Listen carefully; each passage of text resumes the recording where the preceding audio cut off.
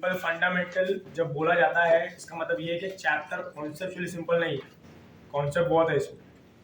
इसके जो क्वेश्चंस आते हैं एग्जामिनेशन में, दैट इज समथिंग जो रॉन्ग जाने के चांसेस काफ़ी कम होते हैं।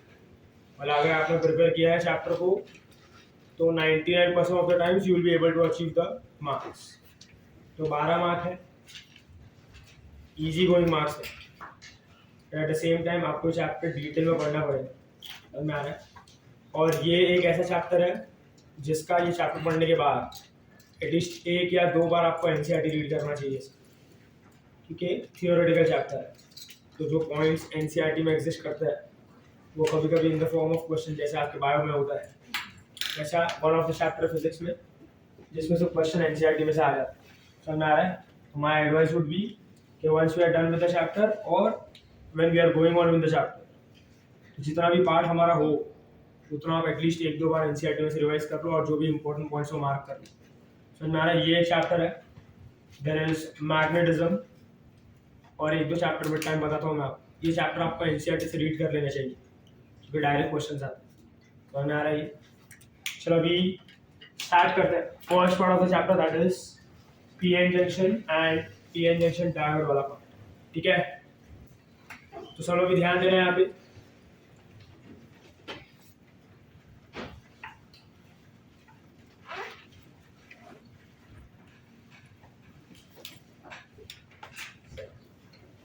विषय सबसे पहले तो समझ लो कि एक सेमीकंडक्टर होता क्या है, और ना ये सेमीकंडक्टर यूज करने का पर्पस क्या है।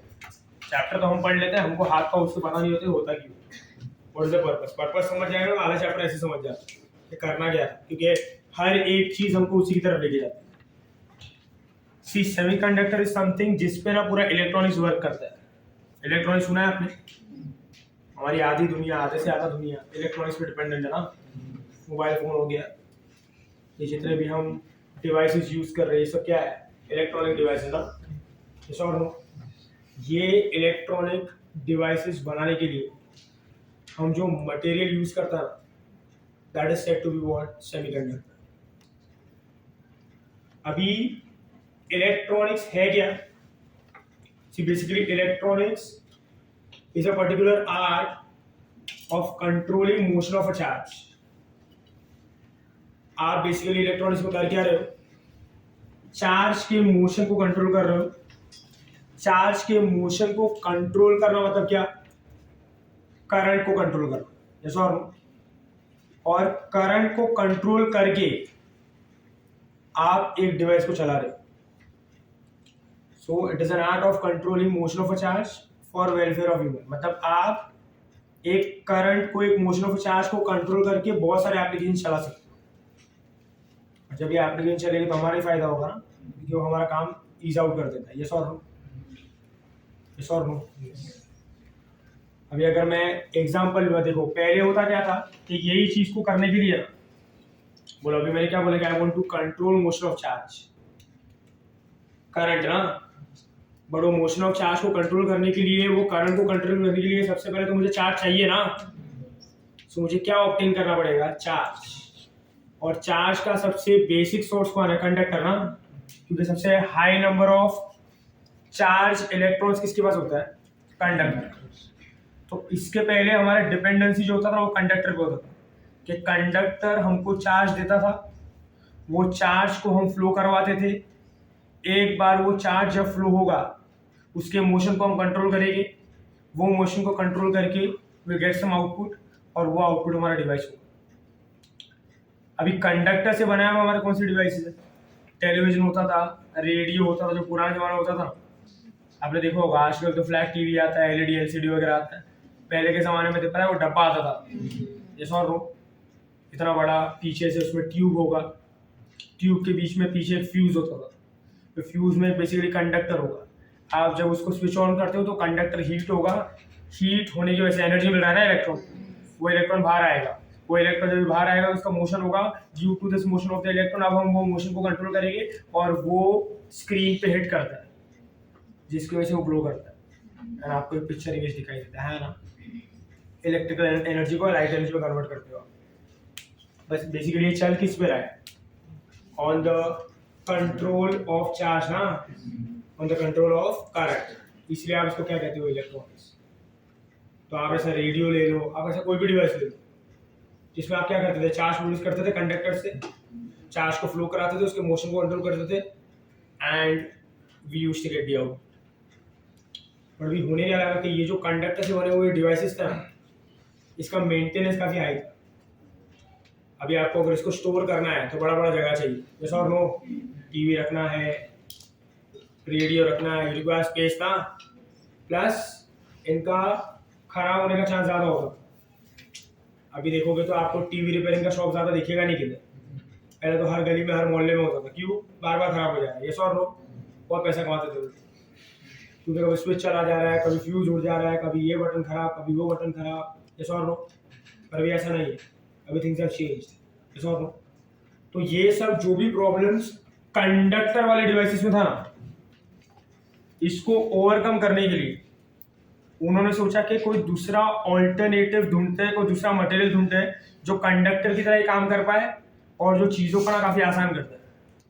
तो कंडक्टर का रिप्लेसमेंट क्या आया, सेमीकंडक्टर। जैसा तो सेमीकंडक्टर वो मटेरियल है जो किसकी तरह बिहेव करता है, कंडक्टर की तरह, ना पूरी तरह से नहीं, इसलिए सेमीकंडक्टर बोला जाता है ना। जितना चार्ज जितना करंट कंडक्टर दे सकता है उतना सेमीकंडक्टर नहीं दे पाएगा, बट सेमीकंडक्टर उतना करंट दे सकता है जितना हमको जरूरत है, जितना आपको कोई भी एक ऐप को कोई भी डिवाइस को चलाने के लिए चाहिए। प्लस सेमीकंडक्टर मटेरियल का, सेमीकंडक्टर का साइज काफी छोटा होता है क्योंकि वो क्रिस्टलाइन फॉर्म में होता है, क्रिस्टल हमेशा छोटे होता है ना। तो सेमीकंडक्टर से बनने वाले डिवाइसेस, बनने वाले कंपोनेंट्स भी जो होता है ना, वो काफी छोटे होते हैं। तो आप अगर पीएन जंक्शन का, ट्रांजिस्टर का, लॉजिक गेट्स का, ये सब जो अलग अलग डिवाइसेस है, मेनली पीएन जंक्शन, ट्रांजिस्टर का, उसका साइज देखोगे तो काफी छोटा होता है। इतना सा होगा पीएन जंक्शन, इतना सा होगा ट्रांजिस्टर, आपके डिवाइस में किधर है आपको पता भी नहीं चलेगा, क्योंकि सेमीकंडक्टर एक ऐसा मटेरियल जो क्रिस्टलाइन फॉर्म में जो काफी छोटा है, उसको बहुत कम स्पेस चाहिए स्टोर होने के लिए। समझ में आ रहा है? तो फिर आपने क्या किया, बड़े बड़े फ्यूज को, बड़े बड़े डिवाइसेस को रिप्लेस कर दिया। तो अब ये जो फ्लैट एलईडी बनता है, एलसीडी बनता है, इसका रीजन क्या है, कभी अगर आप उसको खोल के देखोगे ना तो आपको पूरे टीवी में कुछ नहीं मिलेगा, पूरा खाली है, खाली वायरिंग वगैरह होगा, और कहीं ना कहीं पे ना एक छोटा सा चिप कनेक्टेड होगा। उस चिप को जब निकाल के देखोगे ना, उस पर बेसिकली आईसीज होंगे, डिफरेंट डिफरेंट कंपोनेंट्स लगे होंगे, जैसा और नो। आईसी क्या होता है, इंटीग्रेटेड सर्किट ना, इसको कहा जाता है इंटीग्रेटेड सर्किट। आप क्या करते हो, छोटे छोटे डिवाइस बनाते हो, ट्रांजिस्टर हो गया, पीएन जंक्शन हो गया, जैसा और नो, कैपेसिटर, रेक्टिफायर, ये वो बना के उसके अंदर पूरा एक सर्किट बनाते हो, और वो इतने से चिप में बन जाता है। वो चिप को आप कनेक्ट कर देते हो, टीवी स्टार्ट्स वर्किंग। तो इतना बड़ा ट्यूब वूब जो भी था वो इतने से रिप्लेस हो गया ना, इसलिए आज वो फ्लैट हो चुका है, इसलिए आज वो स्लिम हो चुका है, कोई भी साइज में अवेलेबल आया ना। इसलिए तो वो पूरा टीवी हमारा मोबाइल फोन पे भी आ गया ना, पहले थोड़ी आता था। ये आने का रीजन क्या है, कि वही चिप को और कॉम्पैक्ट कर दो, जो टीवी में लग रहा है उसको मोबाइल में लगा दो, हम हो गया ना। ये सब किसकी वजह से हुआ है, semiconductor. Semiconductor is something which is most widely used in today's world.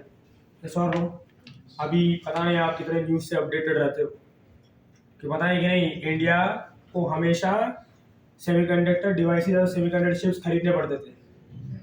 Now for the very first time in India, Gujarat में, सूरत में एक बड़ा कंपनी खुलने वाला है फॉर सेमीकंडक्टर चिप्स, है ना। तो पहले महाराष्ट्र का था, नरेंद्र मोदी ने घुमा दिया चांद भट्टी करके महाराष्ट्र। तो ये चिप मेकिंग से इट्स अ ह्यूज मार्केट, जैसे इंडिया का जीडीपी बहुत ऊपर चला जाएगा। आप देख लो, आप जितना भी आजू बाजू में देखो ना, एवरीथिंग इज सेमीकंडक्टर। मोबाइल में एलसीडी स्क्रीन है, एलईडी स्क्रीन है, एलईडी किससे बनता है, सेमीकंडक्टर से। ये ट्यूबलाइट किससे बना है, सेमीकंडक्टर से। आपका मोबाइल फोन किससे बना है, सेमीकंडक्टर से। और जो भी टेलीविजन है, एसी है, जो भी है, एवरीथिंग हैज समथिंग और the other particular component in it, जो किससे बना है, सेमीकंडक्टर। आज डिजिटल वॉच का बहुत ट्रेंड है ना, every other person is wearing that only ना, वो किससे बनता है, सेमीकंडक्टर। तो इसीलिए ये बहुत ज़्यादा आज के वर्ल्ड में बहुत सारा इंपॉर्टेंट चीज़ है, और इसका डोमेन भी काफ़ी बड़ा है पढ़ाई का। हमको 12th में ऐसा बोल सकता हूँ तो 0.1% पार्ट उसका दिया हुआ, उसमें हमारी खड़ी आती है, वही 12 मार्क नहीं आते अपने। समझ में आ रहा है? तो अब देखो सेमीकंडक्टर पर्पस समझा सेमीकंडक्टर यूज करने का। बेसिकली वो हमको क्या देगा, चार्ज, जिससे हम क्या बना पाएंगे, करंट, ऐसा और नो, और वो करंट को कंट्रोल करके बाकी सब डिवाइसेस चलेगी। तो पूरे चैप्टर में आपको इसी पर्टिकुलर पॉइंट पे थिंक करना है।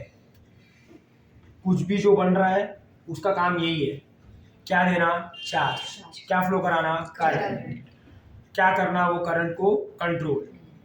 आप पूरे चैप्टर में देखना एक ही चीज हो रही है, हम ये बना रहे हैं, हम ये कर रहे हैं, हम वो कर रहे हैं, हमने इधर कनेक्ट किया, हमने उधर कनेक्ट किया, लास्ट में हमको कंक्लूजन में सिर्फ एक ही चीज चाहिए, वो क्या है, करंट।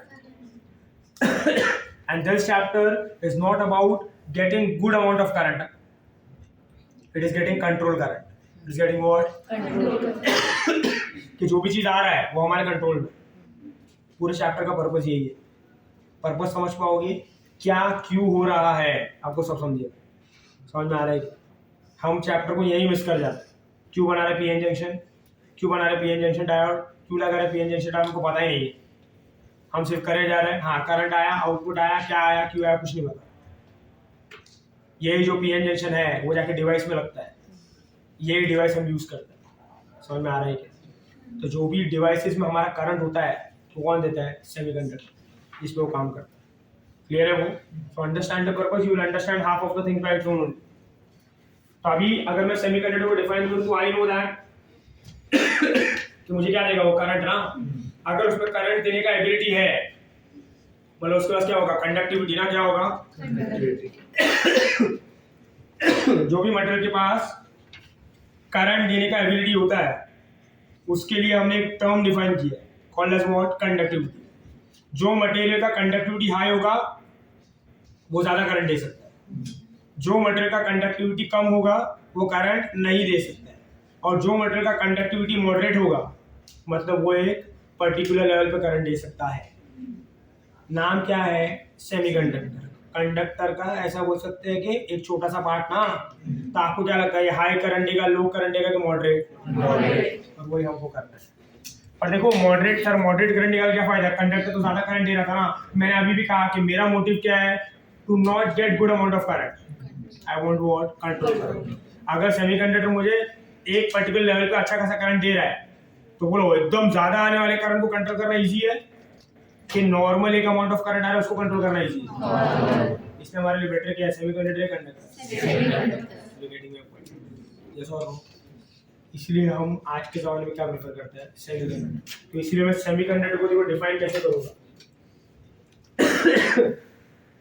कि it is a material whose conductivity lies between conductors। Conductors कौन, जो बहुत ज्यादा करंट दे सकते हैं, और एक और है जो करंट नहीं दे सकता, उसको हम लोग क्या बुलाते हैं, इंसुलेटर। क्या बुलाते हैं, इंसुलेटर। तो किसके किसके बीच में लाई करता है, कंडक्टर्स एंड, समझ में आता है क्या, तो डेफिनेशन ऐसे समझ जाता है। It is a material whose conductivity lies between conductors and insulators। Are you able to understand this? अभी मुझे डिफाइन करना है कंडक्टर को, कंडक्टर कैसे वर्क करता है, मुझे डिफाइन करना है सेमीकंडक्टर को, मुझे डिफाइन करना है इंसुलेटर को। ये एक बार समझेगा तो हमको पहला बार समझ में आने लगता है। अभी देखो अगर मैं बात करूं सबसे पहले कंडक्टर की,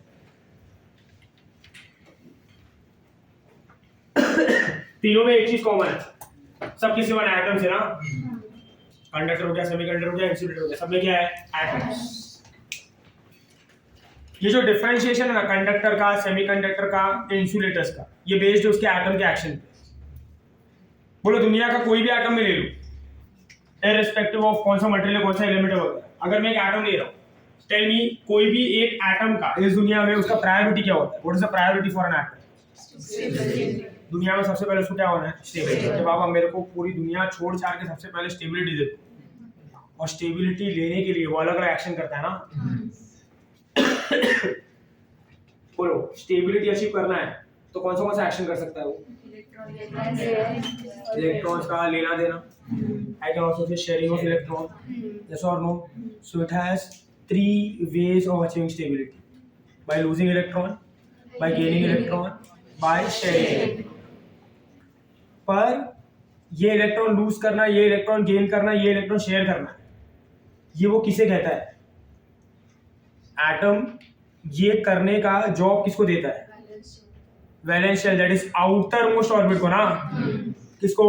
सबसे लास्ट वाला ऑर्बिट, जिसको आप वैलेंस ऑर्बिट भी कहते हो, यस और नो, उसको ये ड्यूटी दिया जाता है कि जो आउटर मोस्ट ऑर्बिट होता है वो उसको बोलेगा कि बाबा या तो इलेक्ट्रॉन लूज करो, या तो इलेक्ट्रॉन गेन करो, या तो इलेक्ट्रॉन शेयर करो, बट स्टेबिलिटी अचीव करो। यस और नो? इलेक्ट्रॉन गेन करना मतलब क्या करना है? ऑक्टेट कंप्लीट करना है ना। स्टेबिलिटी कितने इलेक्ट्रॉन होने चाहिए? 8। नहीं कर सकते तो छोड़ दो, यही रूल है ना। और ना लूज हो पा रहा है ना शेयर ये गेन हो पा रहा है, तो वो शेयर करके 8 कर दो। जैसा बिजनेस जैसा ही है ना भाई। समझ में आ रहा है क्या? तो बोलो कंडक्टर क्या करता है? लूज करता है, गेन करता है, शेयर करता है? लूज करता है ना। रीजन क्या है इसका? ये मेटल है, मेरे को भी पता है वो, क्योंकि कंडक्टर्स के एटम्स के आउटर में थ्रू यू आउटर। क्या कर रहे हो आप? आपको मैं 2-3 दिन से ऑब्जर्व कर रहा हूं, तुम्हारा बहुत एक्टिव चलता है और तुम्हारा ना यहाँ पे ग्रुप भी बन चुका है। समझ रहा है? ये आईब्रो घर पे आके ऊपर करना, समझ में आ रहा है क्या? तेरे को बोल रहा हूँ मैं, ओम, समझ में आ रहा है? मेरे सामने तेरा लाड़ दिखाना मत, नहीं आना तो बताओ, चल यहाँ से दिया, निकल जा बाहर। ये जो संगठन बना के नाटकबाजी करता है ना तू, भगा दूंगा यहाँ से।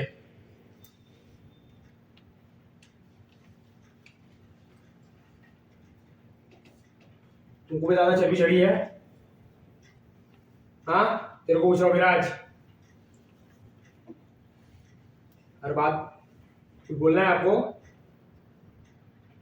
साइड होगा थोड़ा, पीछे वाला ये, आपको कुछ बोलना है? नहीं ना? कुछ बोलना है तो बोल लो अभी, फिर मैं बताता हूँ आपको।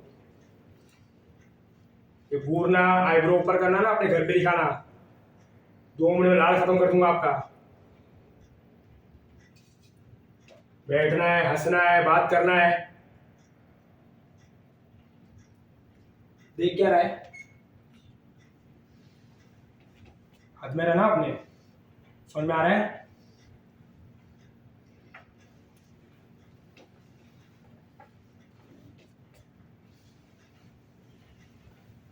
और इसके पास क्या होगा? एटम्स होगा,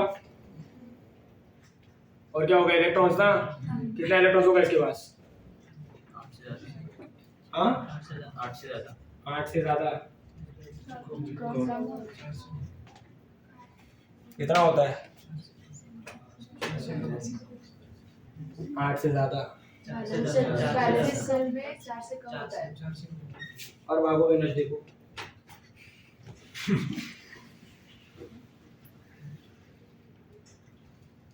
आउटर मोस्ट ऑर्बिट में there are less than 4 electrons. कौन सा केमिस्ट्री पढ़ रहे हो पता नहीं, जिसमें 8 से ज्यादा इलेक्ट्रॉन होते हैं आउटर मोस्ट ऑर्बिट में? सही ना? कितने इलेक्ट्रॉन होते हैं? लेस देन 4, या तो 1 या तो 2 या तो 3। यस और नो? बोलो, 1 इलेक्ट्रॉन होगा, 2 इलेक्ट्रॉन होगा, 3 इलेक्ट्रॉन होगा। कोई भी आउटर मोस्ट ऑर्बिट इस दुनिया का 8 से ज्यादा इलेक्ट्रॉन नहीं रख सकता है। तो अभी कितने? 1 2 3 ना। कितने करना है? 8, अगर स्टेबिलिटी इश्यू करना है तो। यस और नो? तो बोलो अभी क्या होगा? उसके लिए क्या करना आसान है? गेन करना, लूज करना, कि शेयर करना? मान लो 2 इलेक्ट्रॉन अगर आउटर मोस्ट ऑर्बिट, तो लूज करना चाहेगा, 6 जमा करना चाहेगा, 2 छोड़ना चाहेगा? तरह से इट विल फॉर स्टेबिलिटी, तो क्या करेगा वो? It will lose electron. सही है? और बोलो अगर इलेक्ट्रॉन लूज किया तो इलेक्ट्रॉन लूज होने के बाद क्या बन जाता है? Free electron. अगर ये ऑर्बिट है, अगर ऐसा, ये न्यूक्लियस है, ये ऑर्बिट है, ये इलेक्ट्रॉन है। कितने इलेक्ट्रॉन आउटर मोस्ट ऑर्बिट? 2। ये आउटर मोस्ट ऑर्बिट समझो अभी। तो ये इलेक्ट्रॉन को लूज कर दिया मतलब छोड़ दिया ना, ये इलेक्ट्रॉन को लूज कर दिया मतलब छोड़ दिया, तो ये क्या बन गया? Free electron.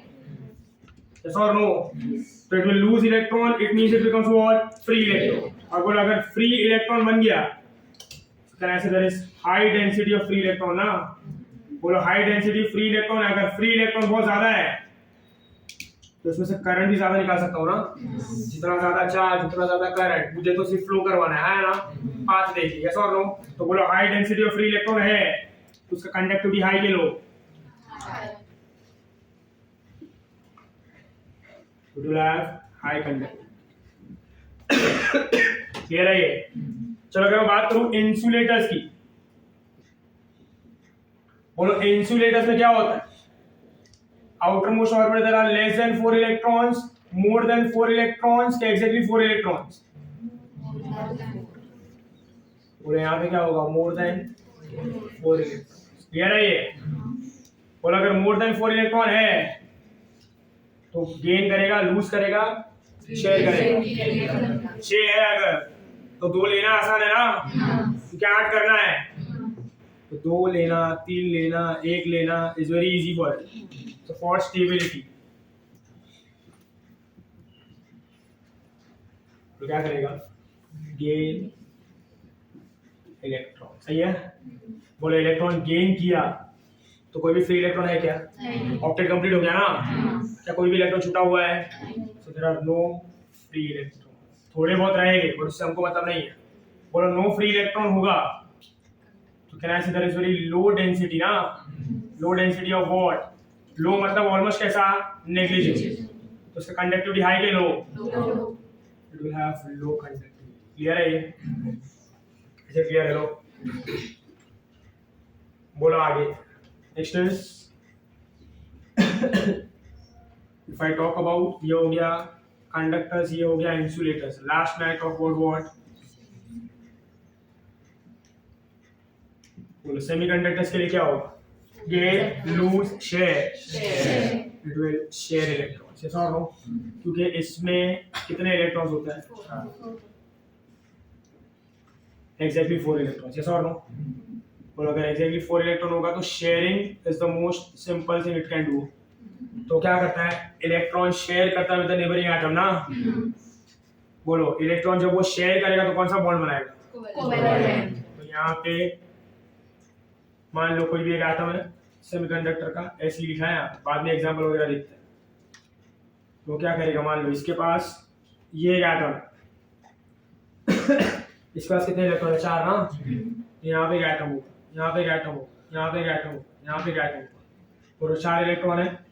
इससे एक शेयर करेगा ना ऐसा, इससे एक शेयर करेगा ना ऐसा, इससे एक शेयर करेगा, इससे एक शेयर करेगा, ऐसा और नो? शेयर किया, शेयर किया, शेयर किया। बोलो कितने? इसके लिए कितने इलेक्ट्रॉन खत्म हो गए? 1 2 3 4 5 6 7 8 ना। तो बोले क्या हो गया? स्टेबल, ऐसा और नो? हम क्या करेंगे? शेयरिंग करेगा और क्या बनाएगा? कोवैलेंट बॉन्ड्स, यस और नो? अभी देखो यहाँ पे क्या है? When it is sharing electron, हर एक इलेक्ट्रॉन बॉन्ड में है ना, हर एक इलेक्ट्रॉन किसमें है? तो फ्री इलेक्ट्रॉन तो यहाँ पे भी नहीं है, बट स्टिल वी से कि semiconductor is something which will have moderate conductivity ना। क्या होगा इसके पास? कहां से आएगा?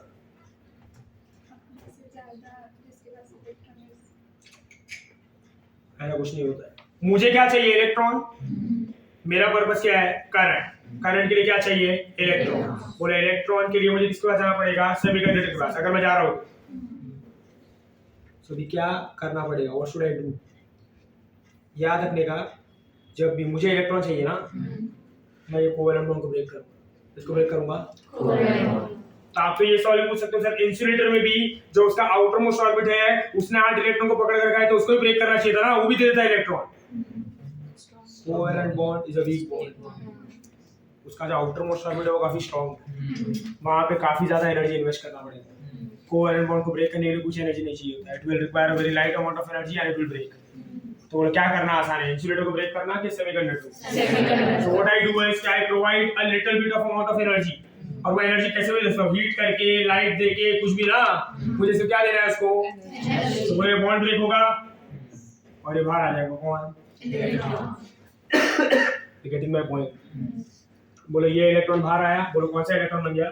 Free electron. क्या बन गया? Free electron. अभी दूसरा सवाल ये आता है कि सर फ्री इलेक्ट्रॉन मिल रहा है ना, आप ही तो बॉन्ड तोड़ रहे हो, तोड़ते जाओ तोड़ते जाओ तोड़ते जाओ, इतने फ्री इलेक्ट्रॉन निकालो जितने कंडक्टर दे सकता है, तो उसका भी कंडक्टिविटी हाई हो जाएगा ना। ऐसा चलता नहीं है। हर एक मटेरियल का एनर्जी झेलने का कैपेसिटी होता है। रियल लाइफ में देखते हो कि कुछ चीज जलते हुए, कोई चीज जल रही है मतलब क्या, उसका कैपेसिटी हो हमने क्रॉस कर दिया ना। हीट कर रहे हो एक चीज को जल जाएगा ना। जितना उसका लिमिट है उतना ही वो गर्म हो सकता है, जितना उसका लिमिट है उतना ही वो झेल सकता है। तो सेमीकंडक्टर का भी एनर्जी झेलने का एक लिमिट होगा, और वो जो उसका एनर्जी झेलने का लिमिट है उसमें हाई अमाउंट ऑफ इलेक्ट्रॉन से निकल सकता है, उसमें एक मॉडरेट अमाउंट ऑफ इलेक्ट्रॉन निकल सकता है। और अगर मॉडरेट अमाउंट ऑफ इलेक्ट्रॉन निकल सकता है तो करंट भी कैसा आएगा, मॉडरेट। और अगर करंट मॉडरेट आ रहा है तो उसका कंडक्टिविटी भी कैसा होगा, मॉडरेट। तो it will give free electrons. हम क्या करेंगे, फॉर फ्री इलेक्ट्रॉन्स क्या होगा, breaking off covalent bonds, yes और नो। जो बोला क्या देगा, फ्री इलेक्ट्रॉन्स, यस और नो। बट ये जो फ्री इलेक्ट्रॉन्स हमको मिलता है वो कैसा होता है, मॉडरेट ना। इससे कंडक्टिविटी भी कैसा होता है,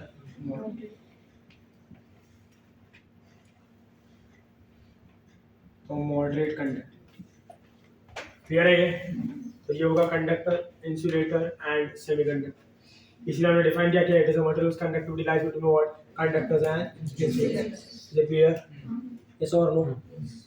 तो ये होता है difference between a conductor, semiconductor and insulator, और इसीलिए हम उसको डिफाइन करते हैं। हमारे लिए सेमीकंडक्टर इसलिए इतना यूजफुल है कि कॉम्पैक्ट है, इजी टू अप्रोच है, इलेक्ट्रॉन निकालना आसान है, करंट भी मॉडरेट आता है, कंट्रोल करना भी इजी है, यस और no? So every other way it is always, ऐसा बोल सकते हैं कि more easily accessible as compare to what, conductors. इसलिए हमने हर एक डिवाइस को किससे रिप्लेस कर दिया है। अभी नेक्स्ट पार्ट में मूव ऑन करते हैं। अभी ये पार्ट काफी इंपॉर्टेंट है, not in terms of MCQs, but in order to understand the applications and further concepts of semiconductor, that is energy bands in semiconductor. एक एनर्जी बैंड होता क्या है, सब लोग बोर्ड पे ध्यान देना है। हम लोग बात करते हैं energy band, how does semiconductor work, पे अटेंशन ऑन द बोर्ड। ये रीड करके भी नहीं समझता एक्चुअली हो क्या रहा है इसमें, एनर्जी बैंड क्या बताना चाहते हैं। यहाँ पे हम बात करेंगे about valence band, conduction band. समझ आधा जो पीएन जंक्शन डायोड वगैरह में होता है वो इधर से समझ जाता है, उसके एप्लीकेशन हम करते क्या है वो इधर से समझता है, उसके एनर्जी बैंड से। अभी एक एनर्जी बैंड होता है क्या, सबसे पहले तो वो समझो। आपने केमिस्ट्री में ये तो सीखा होगा ना कि अगर मैं कोई भी एटम की बात करूं, पहला ऑर्बिट है, दूसरा ऑर्बिट है, तीसरा ऑर्बिट है, चौथा ऑर्बिट है, ऐसे एन नंबर ऑफ ऑर्बिट्स है, ऐसा। और क्या लगता है हर एक ऑर्बिट में जो इलेक्ट्रॉन्स होते हैं उनका एनर्जी सेम होता है क्या, अलग अलग? सेम ऑर्बिट में जितने भी इलेक्ट्रॉन्स होता है उसका एनर्जी सेम होता है क्या, अलग? Is it true for the outermost orbit? क्या ये आउटर मोस्ट ऑर्बिट के लिए ट्रू है? सवाल समझा क्या मेरा? मैंने पूछा हर एक ऑर्बिट में एनर्जी अलग अलग है, आपने बोला यस। मैंने बोला सेम ऑर्बिट में इलेक्ट्रॉन्स का एनर्जी सेम होता है, अलग अलग, आपने बोला सेम। मैं अभी सिर्फ ये एक्सक्लूसिवली पूछ रहा हूँ आउटर मोस्ट ऑर्बिट के लिए, क्या आउटर मोस्ट ऑर्बिट में जितने भी इलेक्ट्रॉन्स होता है क्या उनका एनर्जी सेम होता है क्या, अलग? सेम, अलग? दो ही ऑप्शन है, एक मार दो। सेम क्या अलग? Always different, always different. क्यों? दूसरे में सेम होगा तो हाँ, शील्डिंग फील्डिंग इतना बड़ा बड़ा कोई यूज मत करो। एटम्स है, एटम तो इसमें क्या होता है, कोलिजन्स। और जब कोलिजन्स करेगा तो सबसे पहले कौन टकराएगा, आउटर मोस्ट ऑर्बिट ना। और जब कोलिजन होगा तो क्या होगा, एनर्जी का लॉस ना। किसको झेलना पड़ेगा, यस और नो? और एटम्स का गलती तो सब में ही है, यस और नो? कोलिजन होगा, इलेक्ट्रॉन यूज करेगा, एनर्जी आया ना। और ये एनर्जी लॉस जो है आप इस पे डिबेट कर सकते हो कि कोलिजन के बाद भी इलेक्ट्रॉन्स का एनर्जी सेम हो सकता है, बट हम हमेशा प्रोबेबिलिटी की बात करते हैं। प्रोबेबिलिटी इसीलिए होता है क्योंकि हमें नहीं पता कि एग्जैक्ट नंबर ऑफ इलेक्ट्रॉन्स कितना है। अरे बाबा एक पर्टिकुलर मटेरियल में there are millions and billions of atoms ना, and millions and billions of electrons. So how can I study each and every electron? तो मुझे पता है कि कोलिजन हो रहा है तो most number of electrons are losing energy, probability जाऊंगा तो मेरा स्टेटमेंट क्या होना चाहिए? क्या आउटर मोस्ट ऑर्बिट के हर एक इलेक्ट्रॉन का एनर्जी सेम होना चाहिए क्या अलग-अलग? बोलो अलग-अलग। आप बोल रहे हो सेम, तो फिर तो ये कॉन्सेप्ट ही नहीं आना चाहिए। कॉन्सेप्ट ही मतलब एप्लीकेबल नहीं है, क्योंकि ये एनर्जी बैंड उसी अलग अलग इलेक्ट्रॉन की एनर्जी को डिफाइन करता है। Getting my point? तो आपने क्या बोला कि आउटर मोस्ट ऑर्बिट के हर एक इलेक्ट्रॉन का एनर्जी कैसा है? अलग अलग। समझ में आता है? सुनाई देता है? मुझे ना ये आउटर मोस्ट ऑर्बिट के हर एक इलेक्ट्रॉन का जो एनर्जी अलग अलग है इसको स्टडी करना है, तो इसके लिए ना मैं एजम्पशंस करता हूँ। मेरा एजम्पशन ये है कि मैं ऐसा मान के चल रहा हूं कि एटम में जितने भी ऑर्बिट है ना, उन सब में जितने भी इलेक्ट्रॉन है ना, उन सबका एनर्जी अलग अलग है। उन सबका एनर्जी कैसा है? ये फर्स्ट ऑर्बिट के लिए मेरा एजम्पशन है, ये सेकंड ऑर्बिट के लिए मेरा एजम्पशन है, ये थर्ड ऑर्बिट के लिए मेरा एजम्पशन है। बट ये मान लो fourth orbit is the outermost orbit, ये फोर्थ ऑर्बिट के लिए, आउटर मोस्ट ऑर्बिट के लिए रियलिटी क्या है? ये फिजिक्स ऐसे ही काम करता है ना, एज्यूम रियलिटी ना। तो ये मैं यहाँ पे कर रहा हूँ कि बाबा फर्स्ट ऑर्बिट को स्टडी करो एज्यूम करके, सेकंड ऑर्बिट को स्टडी करो एज्यूम करके, थर्ड ऑर्बिट को स्टडी करो एज्यूम करके, आउटर मोस्ट ऑर्बिट पे आ जाओ, जो आप बोल रहे हो सच हो जाएगा, है ना? तो देखो इसके रिस्पेक्ट से भी देखो, ध्यान देना, कौन से बोल रहे हैं? मैं बात करता हूँ फर्स्ट ऑर्बिट की। किसकी बात कर रहा हूं मैं? First orbit. मान लो फर्स्ट ऑर्बिट में ये न्यूक्लियस है, ये फर्स्ट ऑर्बिट है। मान लो मैं एज्यूम कर रहा हूं कि first orbit there are 4 electrons. पता है मुझे 2 ही होता है। बोले क्या सिखा है? 4 बोल दिया, 2 था। I know there are reality में ऑलवेज 2। मैं कितना ले रहा हूं? 4। Just for understanding. यस और नो? क्या लगता है मेरे एजम्पशन के हिसाब से हर इलेक्ट्रॉन का एनर्जी सेम है क्या अलग? ये थोड़ा सोचो, ये 4 इलेक्ट्रॉन का एनर्जी अलग अलग है। मान लो इसका 2 eV, इसका 4 eV, इसका 6 eV, इसका 8 eV। मुझे इसका एनर्जी प्लॉट करना है, तो मैं ऐसा शो कर रहा हूँ, लाइक दिस, ग्राफिकली प्लॉट करके बता रहा हूँ, कंपेयर नहीं कर रहा हूँ, सिर्फ प्लॉट कर रहा हूँ। तो इधर मैंने लिखा एनर्जी, और मुझे उसको किसके दिखाना है? वाई एक्सिस पे ना। बोलो पहले इलेक्ट्रॉन का एनर्जी कितना है? 2 eV, दूसरा कितना है? 4 eV, तीसरा कितना है? 6 eV, चौथा कितना है? 8 eV। यस और नो? सारे इलेक्ट्रॉन का एनर्जी जब साथ में देखूंगा तो एक बैंड दिखेगा। यस और नो? इसको मैं कहूंगा एनर्जी बैंड। क्या कहूंगा? Energy band. थोड़ा और आगे जाते हैं। ये तो मैंने एक ही एटम की बात किया ना। मान लो मेरे पास एक ऐसा मटेरियल जिसमें 100 एटम्स है। कितना एटम्स है? 100। उसके 100 फर्स्ट ऑर्बिट हो गए। बोलो वो 100 फर्स्ट ऑर्बिट के हर एक ऑर्बिट पे 4 इलेक्ट्रॉन हो गए। मतलब total number of electrons in the first orbit are 400। वो 400 के 400 इलेक्ट्रॉन का एनर्जी अलग अलग होगा, ऐसा मेरा एजम्पशन है। बोलो 400 के 400 इलेक्ट्रॉन का अगर एनर्जी अलग अलग है तो वो 400 के 400 इलेक्ट्रॉन की एनर्जी यहाँ पे रिप्रेजेंट होगा ना, और 400 के 400 इलेक्ट्रॉन का जब एनर्जी यहाँ पे रिप्रेजेंट होगा तो मिलके एक बड़ा सा बैंड बनेगा, which is representing the energy of the electrons in the first orbit of all the atoms ना। इसको मैं कहूंगा फर्स्ट लेवल एनर्जी बैंड। क्या कहूंगा इसको? First level energy band. What is first level energy band? What is energy band? Energy band is something which represents energy level of all the electrons in the same orbit. And here I am talking about the first orbit, ना? Therefore it becomes what? First level energy band. बोलो second orbit में जाऊंगा, हर एक electron का energy same है क्या अलग अलग? बट आपने तो बोला कि जैसे ऑर्बिटल नंबर बढ़ेगा उसका एनर्जी बढ़ जाएगा। तो अगर यहाँ के इलेक्ट्रॉन का 2 4 6 8 था तो वहाँ पे 2 4 6 8 होगा किसके ऊपर? 10 12 14 16 ना, और ज्यादा एनर्जी होगा। ऐसा और नो? ऐसे एक पर्टिकुलर मटेरियल में 100 एटम है, 100 एटम के 4 इलेक्ट्रॉन है, 400 इलेक्ट्रॉन है। बोलो 400 इलेक्ट्रॉन का एनर्जी अलग अलग है, बट इससे ज्यादा है तो उसका भी एक एनर्जी बैंड बनेगा। इधर बनेगा कि ऊपर बनेगा? That will be called as what? Second level energy band. Yes और नो? जो किसको रिप्रेजेंट कर रहा है? Energy level of all the electrons in the second orbit. समझ में आ रहा है क्या ये? पर ये फर्स्ट ऑर्बिट के लिए और सेकंड ऑर्बिट के लिए ट्रू है कि एजम्पशन है? अब मैं आ गया first orbit, second orbit, third orbit, fourth orbit, आ गया आउटर मोस्ट ऑर्बिट पे। आउटर मोस्ट ऑर्बिट के लिए ये एक क्लेम है कि रियलिटी है? यस और नो? अब मान लो मैं सेमीकंडक्टर का एटम ले रहा हूँ, बोलो सेमीकंडक्टर के एटम के आउटर मोस्ट ऑर्बिटल 4 इलेक्ट्रॉन होता है ना, जो रियलिटी है, यस और नो? तो ये न्यूक्लियस है, ये पहला ऑर्बिट है, ये दूसरा ऑर्बिट है, समझ में आ रहा है? क्या मान लो ये आउटर मोस्ट ऑर्बिट है, इतने की तरफ बनाते हो, समझ में आ रहा है? ये बोलो कितने इलेक्ट्रॉन है यहाँ पे? 4। और ये कौन सा ऑर्बिट है? आउटर मोस्ट ऑर्बिट का नाम केमिस्ट्री वालों ने दिया है वैलेंस ऑर्बिट ना, क्योंकि वो क्या देता है? स्टेबिलिटी। स्टेबिलिटी का दूसरा नाम क्या है? वैलेंस ही ना। तो सुना है कि नहीं ये सब? This is also said to be what? Valence orbit. Clear है ये? अरे समझ में आता है कि नहीं? बोलो वैलेंस ऑर्बिट में हर एक इलेक्ट्रॉन का एनर्जी सेम है क्या? अलग-अलग।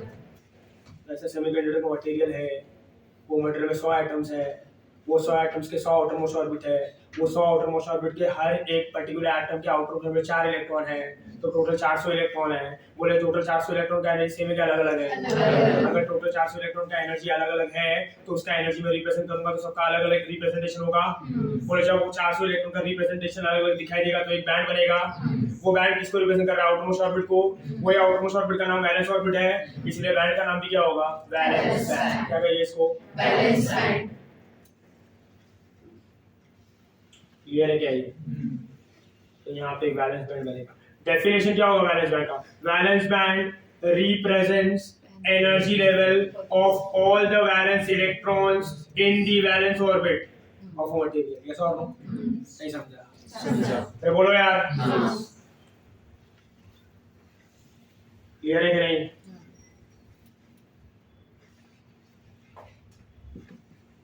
ये वैलेंस बैंड, इधर सारे वैलेंस इलेक्ट्रॉन्स, हाँ या ना? अब नेक्स्ट में बात करता हूँ अबाउट, बोलो मुझे वैलेंस में इंटरेस्ट है करंट में। ये सेमीकंडक्टर है, यही 4 इलेक्ट्रॉन क्या बनाते हैं? बॉन्ड ना। मैं क्या करता हूँ? बॉन्ड को तोड़ता हूँ, तो बॉन्ड को तोड़ने के बाद इलेक्ट्रॉन को बाहर निकालता हूँ। यस और नो? क्लियर है ये? अंडरस्टैंड करना। अब मान लो इसके बॉन्ड को तोड़ने के लिए मुझे उसको एनर्जी देना ना, आप कुछ भी कर सकते हो, हीट एनर्जी, फील्ड एनर्जी, कुछ भी दे सकते हो ना। ऐसा फील्ड लगा सकते हो करंट के लिए। तो मान लो यहाँ पे ये इलेक्ट्रॉन है, ये इलेक्ट्रॉन है, इन्होंने ऐसा बॉन्डिंग किया हुआ है। यस और नो? सही है? चलो मैं इलेक्ट्रिक फील्ड दे रहा हूँ या तो हीट कर रहा हूँ, आपका जो करना है करो, बस खाली इसका बॉन्ड ब्रेक करना है मुझे। बोलो मैं बॉन्ड ब्रेक कर रहा हूं तो ये इलेक्ट्रॉन फ्री हो गया। बोलो जब ये इलेक्ट्रॉन फ्री होगा तो now it can run, now it can flow, now it can conduct ना। सो ये फ्री, अभी ये इलेक्ट्रॉन का नाम वैलेंस इलेक्ट्रॉन होगा कि कंडक्शन इलेक्ट्रॉन? तो क्या दे सकता है करंट? तो क्या दे सकता है? Current. I am getting my point. चलो आपको क्या लगता है? मैं बॉन्ड तोड़ते गया, मैं वैलेंस इलेक्ट्रॉन को कंडक्शन इलेक्ट्रॉन में कन्वर्ट करते गया, बोलो हर एक कंडक्शन इलेक्ट्रॉन की एनर्जी सेम हो गई? अलग-अलग। हर एक वैलेंस इलेक्ट्रॉन की एनर्जी अलग-अलग था ना, उसी को एनर्जी देकर तो मैंने कंडक्शन इलेक्ट्रॉन बनाया। बोलो अगर हर एक वैलेंस इलेक्ट्रॉन की एनर्जी अलग-अलग है तो हर एक कंडक्शन इलेक्ट्रॉन की एनर्जी भी कैसा होगा? बोलो अगर हर एक कंडक्शन इलेक्ट्रॉन की एनर्जी अलग-अलग है, बोलो it will be equal to valence electron तो उससे ज्यादा, बराबर ना, क्योंकि उससे एनर्जी गेन की, तो वैलेंस इलेक्ट्रॉन जितना होगा उससे ज्यादा होगा। तो बोलो उसका जो एनर्जी बैंड बनेगा वो कंडक्शन वैलेंस बैंड के नीचे बनेगा ऊपर, और हर एक इलेक्ट्रॉन का एनर्जी अलग-अलग है तो उसका भी तो बैंड होगा ना, called as what? Conduction. Conduction band represent what? Energy level of all the electrons which are free electrons and which can provide current, है ना? तो यहाँ पे होगा क्या? Conduction band. क्या होगा ये? Conduction band. समझ में आ रहा है ये? Like this.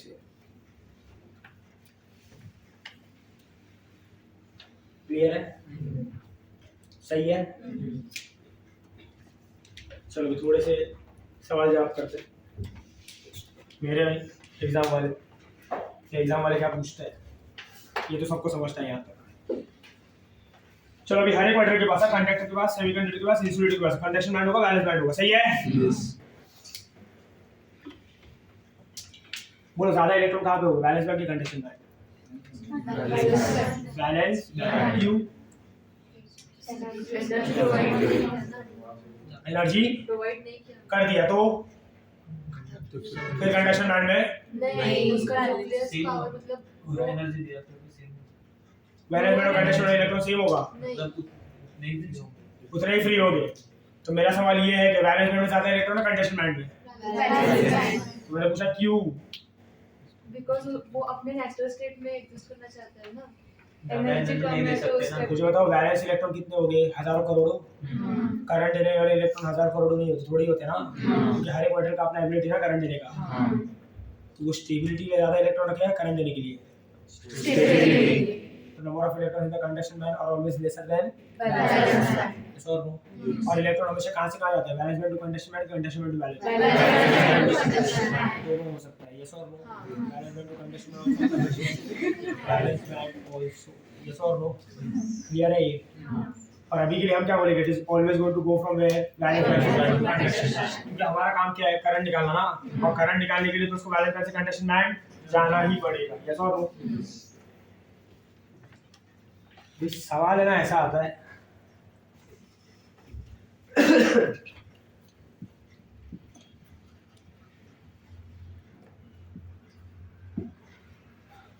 इंसुलेटर लिया, इंसुलेटर क्या लिया? तो for insulators what will be the case? Option बताऊंगा नहीं मैं आपको क्या है। चलो इंसुलेटर्स के लिए क्या होगा अगर ये आप इंटरप्रेट कर पाए? तो आधा सेमीकंडक्टर तो ऐसे समझिए, कोई भी इलेक्ट्रॉन कंडक्शन बैंड में, तो सारे इलेक्ट्रॉन किधर हो गए? तो valence band is completely filled up and conduction band is yes or no? Valence band कैसा हुआ? पूरा भरा हुआ। कंडक्शन बैंड कैसा होगा? क्लियर है ये? तो मतलब कंडक्टर और इंसुलेटर के लिए क्या होगा? सॉरी, कंडक्टर और सेमीकंडक्टर के लिए कंडक्टर में जोड़े ही जाएंगे, कंडक्टर में पूरे जाएंगे। कंडक्टर में भी जाएंगे, सेमीकंडक्टर में भी जाएंगे। अगर जाएंगे तो वैलेंस बैंड कंप्लीटली फिल्ड होगा कि पार्शियली फिल्ड? कंडक्शन बैंड भी कैसा होगा? Can valence band B empty? Can conduction band be completely filled? This is not possible, yes और नो। तो जो भी करंट देने वाला मटेरियल होता है उसका वैलेंस बैंड और कंडक्शन बैंड हमेशा पार्शियली फिल्ड होता है, और जो भी करंट नहीं देने वाला मटेरियल होता है उसका वैलेंस बैंड हमेशा कैसा होता है? कंप्लीटली। कंडक्शन बैंड कैसा होता है? क्लियर है ना? ये ऐसे ही चलता है। और यहाँ पे अभी हम एक टर्म को इंट्रोड्यूस करते हैं, something called as forbidden energy gap. क्या कहते हैं इसको? सुना है कभी? A gap between valence band and conduction band. A gap between ठीक है? देखो यहाँ पे अगर मैंने बनाया, ध्यान देना है, I'm talking about forbidden energy gap।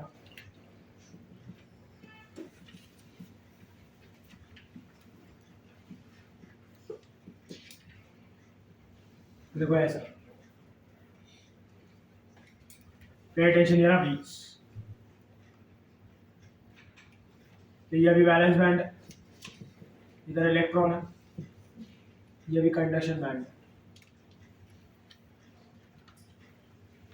इसके बीच का जो गैप है ना, गैप ये वाला,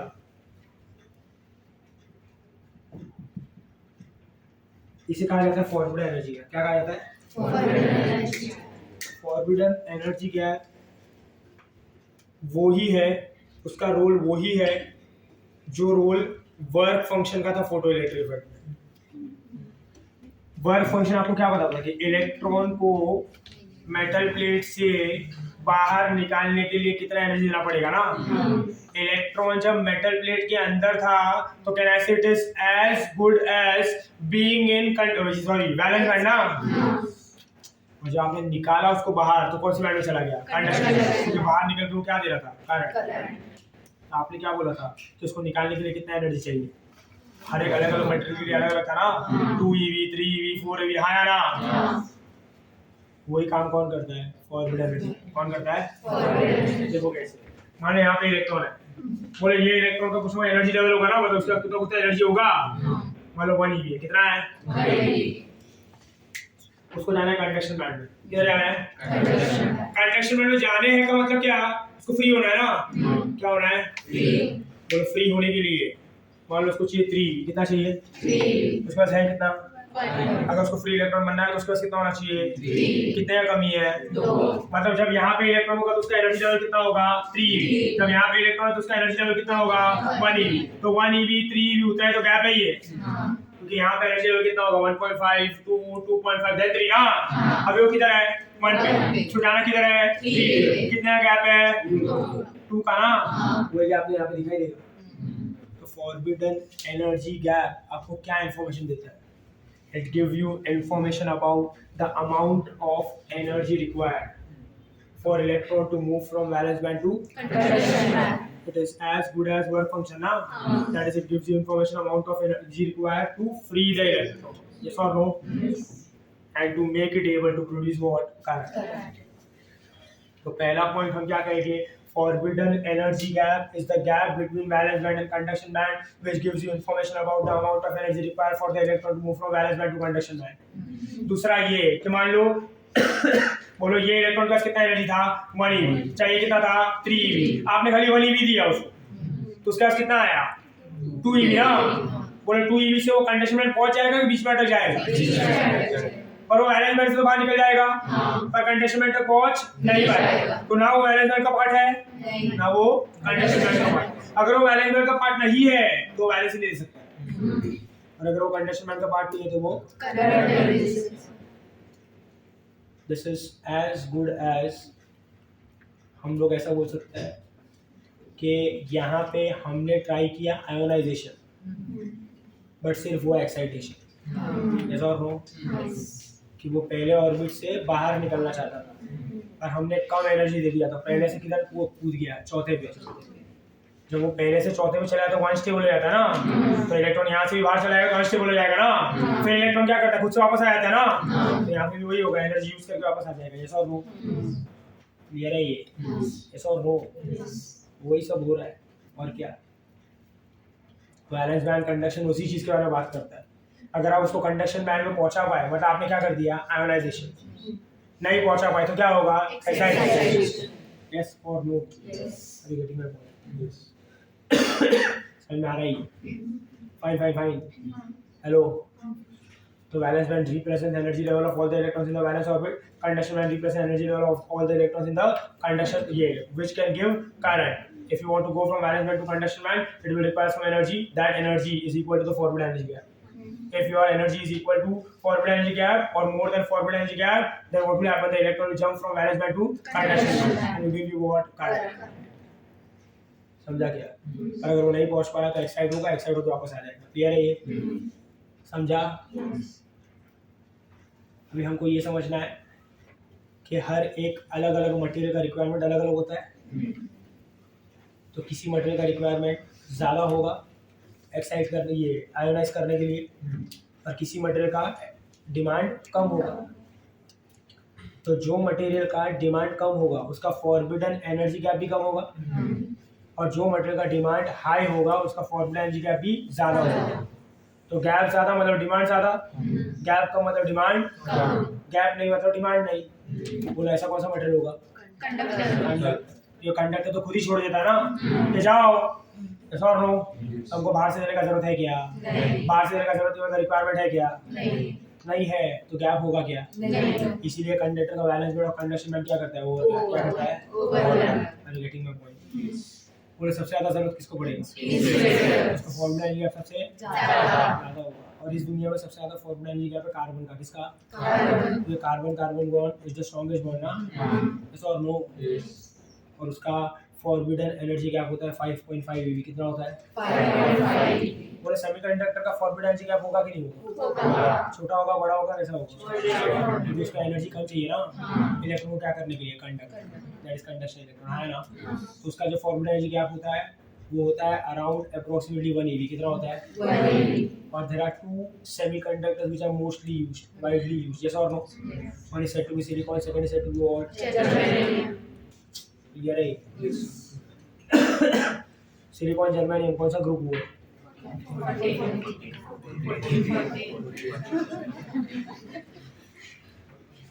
यही सिखाता ना पी ब्लॉक में।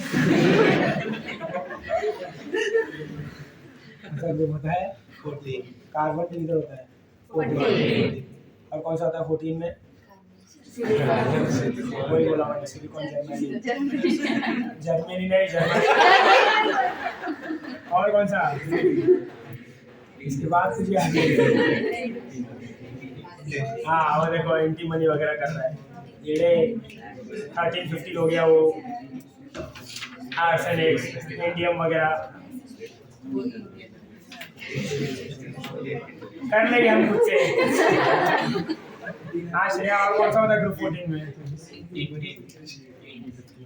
हाँ क्या टिन कर रहा है?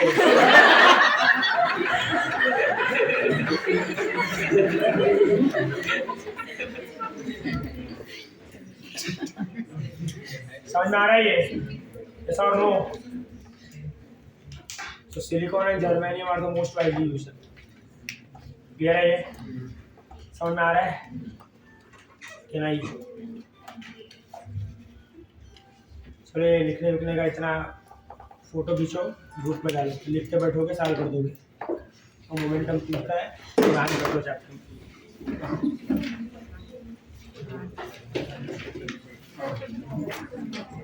ये रुक जाएगा।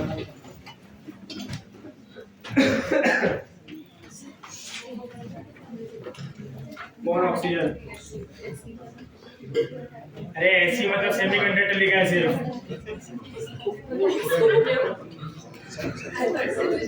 सेलेनियम फेलेनियम नहीं है, वो सब नाम मेरे को पता भी नहीं है भाई।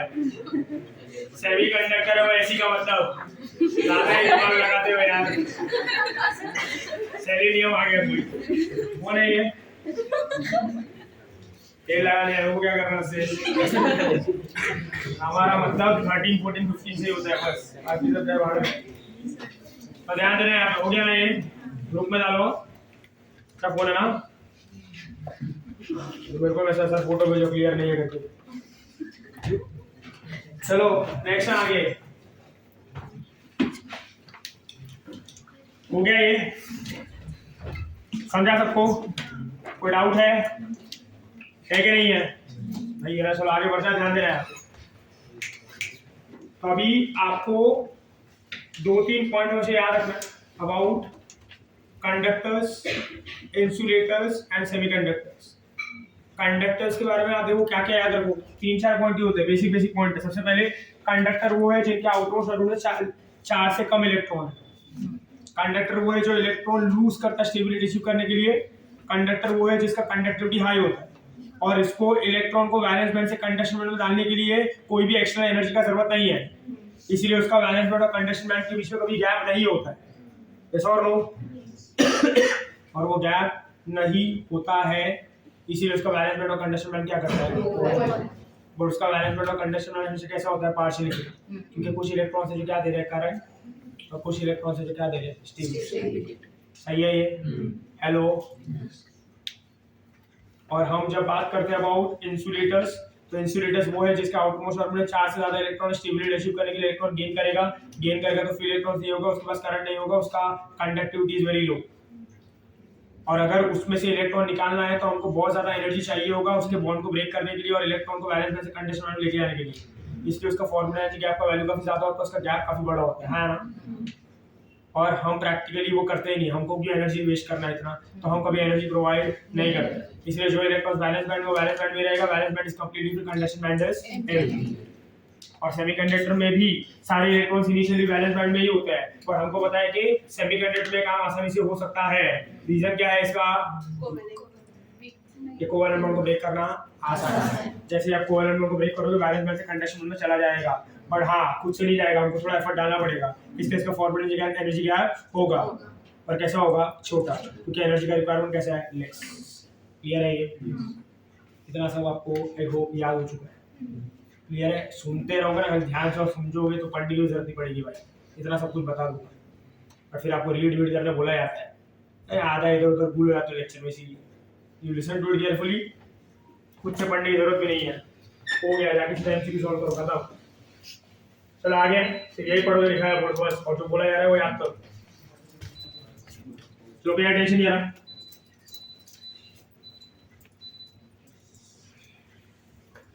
Next I talk about this types of semiconductor. Any idea कितने होता है? तो ना नाम क्या है? आ जाओ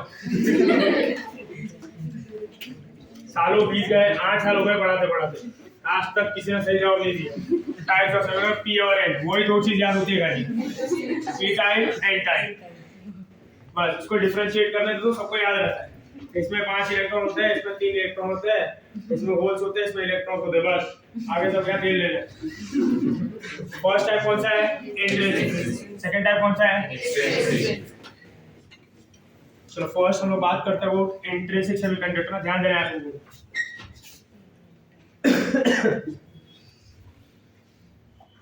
on the board है everyone।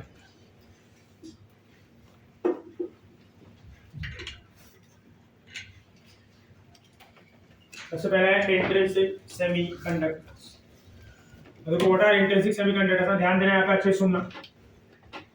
Intrinsic semiconductors are pure form of semiconductor, मतलब जो नेशनल को मिलता है। सिलिकॉन है, सिलिकॉन से एटम्स हो, जर्मेनियम है, तो जर्मेनियम के एटम्स हो। आप इसमें कोई भी दूसरे एटम्स को इन्वॉल्व नहीं करते हो और उसको इम्प्योर नहीं बनाते, ऐसा और नो क्लियर है ये। So what do we say about intrinsic semiconductor? They are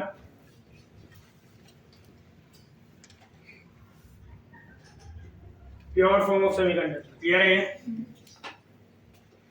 अभी आगे ध्यान दें, अभी बेसिकली हम क्या करते हैं, सेमीकंडक्टर में से इलेक्ट्रॉन निकालने के लिए उसको एनर्जी प्रोवाइड करते हैं ना, और ये एनर्जी अलग अलग फॉर्म में हो सकता है, heat, light, electric field and so on. Yes और नो? बोलो सबसे basic primary source of energy क्या है? सबसे बेसिक प्राइमरी एनर्जी कौन सा अवेलेबल है? हीट ना। लाइट के फिर भी गर्मी तड़पती है कि नहीं? सबसे प्राइमरी कौन सा है? हीट। तो हमको फाइंड आउट करना है relation of semiconductor with respect to temperature, with respect to what? Temperature. तो अभी अगर मैं इंट्रिंसिक सेमीकंडक्टर लूं, प्योर फॉर्म सेमीकंडक्टर लूं, सबसे पहले at absolute zero temperature, that is 0 Kelvin, at what? Absolute 0 temperature, 0 Kelvin पे। बोलो क्या होगा? नहीं आइडिया क्या बन जाता है वो? इंसुलेटर। क्या होगा इसको अंडरस्टैंड करना। जब आप एब्सोल्यूट 0 टेम्परेचर आता है तो होता क्या है? मोशन सीज आउट होता है ना। अरे 0 केल्विन है, टेम्परेचर ही नहीं है ना, सबसे लोवेस्ट टेम्परेचर है ये, तो हीट एनर्जी होगा नेचर में कि नहीं होगा? और अगर हीट एनर्जी नहीं है तो बॉन्ड ब्रेक होगा क्या? नहीं। एनर्जी नहीं है, हमको दूसरा एनर्जी प्रोवाइड नहीं कर रहा है, we are finding out the relation with what? Temperature. तो अगर हीट एनर्जी नहीं है तो बॉन्ड को एनर्जी नहीं मिलेगा, बॉन्ड ब्रेक नहीं होगा, बॉन्ड ब्रेक नहीं होगा तो इलेक्ट्रॉन बाहर नहीं आएगा, इलेक्ट्रॉन बाहर नहीं आएगा तो फ्री इलेक्ट्रॉन नहीं होगा, फ्री इलेक्ट्रॉन नहीं है तो करंट नहीं आएगा ना। करंट नहीं आया तो उसका कंडक्टिविटी मॉडरेट रहा कि लो हो गया? बोलो कंडक्टिविटी लो हो गया तो वो सेमीकंडक्टर रह गया कि इंसुलेटर बन गया? इसलिए एब्सोल्यूट जीरो टेम्परेचर पे सेमीकंडक्टर क्या बन जाता है? इंसुलेटर। तो अगर मैं यहाँ पे ये सेमीकंडक्टर लूँ, तो मान लो ये सिलिकॉन है, ये सिलिकॉन है, ये सिलिकॉन है, ये भी सिलिकॉन है, ये भी सिलिकॉन है, इन्होंने बॉन्ड बनाया है इलेक्ट्रॉन शेयर कर करके। यहाँ पे ये इलेक्ट्रॉन, ये इलेक्ट्रॉन, ये इलेक्ट्रॉन, ये इलेक्ट्रॉन, ये इलेक्ट्रॉन, ये इलेक्ट्रॉन, ये इलेक्ट्रॉन, ये सॉल्व हो। बोलो eight 0 Kelvin what do we say? No thermal energy is there. So what do we say? No breaking of bonds. Well, if there is no breaking of bonds, what do we say? No free electrons, no current, low conductivity. तो ये बन गया क्या? Insulator. Statement याद हो, simple सा है, क्या है? 0 Kelvin सेमीकंडक्टर क्या बन जाता है?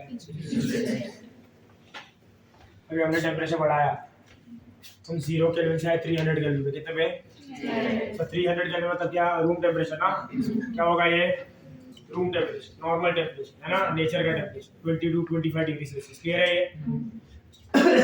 बोलो रूम टेम्परेचर पे आने पे टेम्परेचर बढ़ा है कि कम हुआ? बोले टेम्परेचर बढ़ेगा तो थर्मल एनर्जी बढ़ेगा ना, थर्मल एनर्जी बढ़ेगा तो बॉन्ड ब्रेक होगा नहीं होगा? बोलो बॉन्ड ब्रेक होगा तो इलेक्ट्रॉन बाहर आएगा ना। बोलो अगर इलेक्ट्रॉन बाहर आया है करंट देगा ना, अगर करंट देगा तो कंडक्टिविटी बढ़ गया, यस और नो, तो फिर से वो किसकी तरफ यूज कर रहा है, इंसुलेटर की सेमीकंडक्टर। तो टेम्परेचर बढ़ने पे सेमीकंडक्टर करंट देने का एबिलिटी बढ़ता है कि कम होता है? बढ़ता है। तो as temperature increase conductivity increases, yes और नो। कंडक्टिविटी बढ़ गया तो रेजिस्टिविटी क्या होगा? कम ना। तो याद रखने का, देखो अभी यहाँ पे सेकंड वर्ड अगर मैं लिखूं, so for at room temperature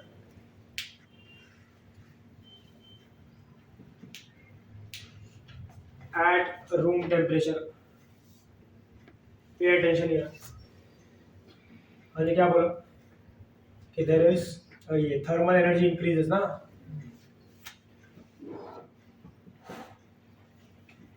thermal increases,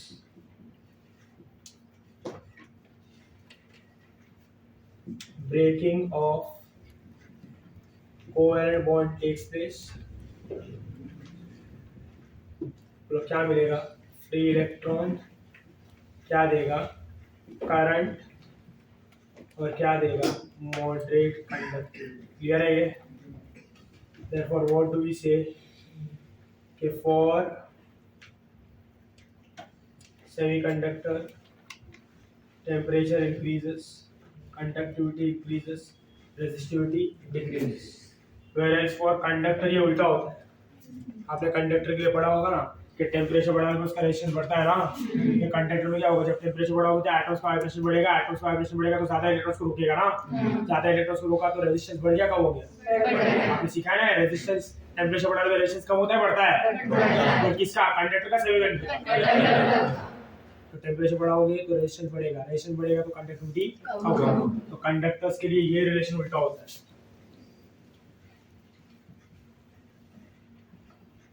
समझ आ रहा है ये? This is another important relation for semiconductor। Clear है? अभी for semiconductors there is one more important term is जो जिसपे पूरा आगे पूरा चैप्टर चलता है, something called as a charge carrier, a positive charge carrier called as hole। क्या है इसको? hole।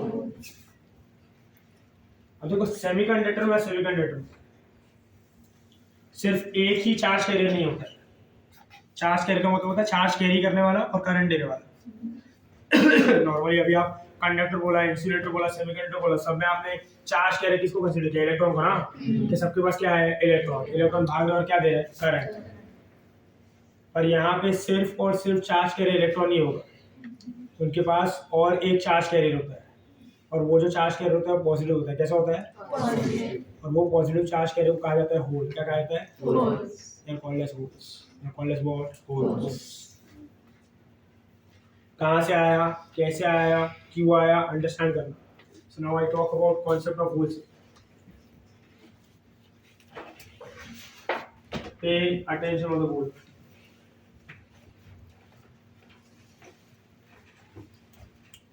अगर मैंने कंसीडर किया ना दूसरा पेन की तरह,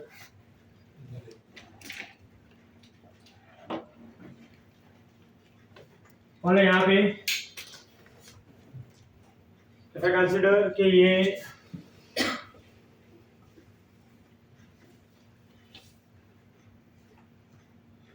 बैलेंस बैंड है और ये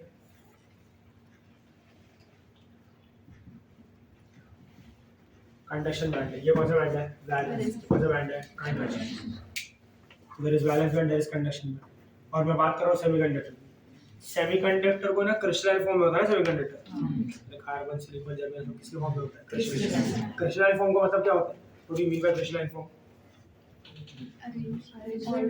उनका जो एटम्स का अलाइनमेंट होता है वो अरेंज होता है ना, रैंडम नहीं होगा कि इधर उधर घूम रहा है, वो एक बराबर सीक्वेंस में होगा ना। यस और no? They will be aligned, they will be arranged. तो यहाँ पे इलेक्ट्रॉन्स है ऐसा जो अरेंज्ड है, बराबर से एटम्स अरेंज्ड है ना। आप क्या करते हो? सेमीकंडक्टर में एनर्जी देते हो और बॉन्ड को ब्रेक करते हो, और जैसे ही बॉन्ड ब्रेक होगा इलेक्ट्रॉन फ्री होगा, मतलब वो इलेक्ट्रॉन कहाँ से कहाँ गया? Valence band to conduction. Hello, तो ये इलेक्ट्रॉन यहाँ से यहाँ जंप कर रहा है, यहाँ से यहाँ जंप कर रहा है ऐसे। बोले जब इलेक्ट्रॉन वैलेंस बैंड से कंडक्शन बैंड जंप करेगा तो वैलेंस बैंड में उसके पोजीशन पे एक वेकेंट स्पेस बन जाएगा ना, और वो वेकेंट स्पेस जो बनता है वैलेंस बैंड में उसको हम लोग क्या कहते हैं? क्या कहते हैं? So in a semiconductor where energy is provided to a semiconductor, bond will break, electron will move out, electron will go from valence band to conduction band. When electron moves out from valence band to conduction band, there is a vacant space created in valence band, and that particular vacant space is called as what? Holes. और मैं आ रहा है तो बोलो whole, holes जो है वो हमेशा किसका प्रेजेंट होता है? Valence band. और वो कब बनता है? जब इलेक्ट्रॉन कहाँ से कहाँ मूव करता है? किसमें? सेमीकंडक्टर। यस और नो? क्लियर है ये? होल का जो चार्ज होगा ना, चार्ज वो पॉजिटिव होगा। कैसा होगा? वो इलेक्ट्रॉन डेफिशिएंट हो गया ना, पहले उधर इलेक्ट्रॉन था, अभी भाग गया ना, तो इलेक्ट्रॉन जब भागेगा, जब इलेक्ट्रॉन अपनी जगह छोड़ के भागता है तो उसको कौन सा चार्ज दिया? ये इलेक्ट्रॉन यहाँ से निकल गया तो ये प्लेस को उससे कौन सा चार्ज दिया होगा? तो इसलिए holes are positively charged, vacancy,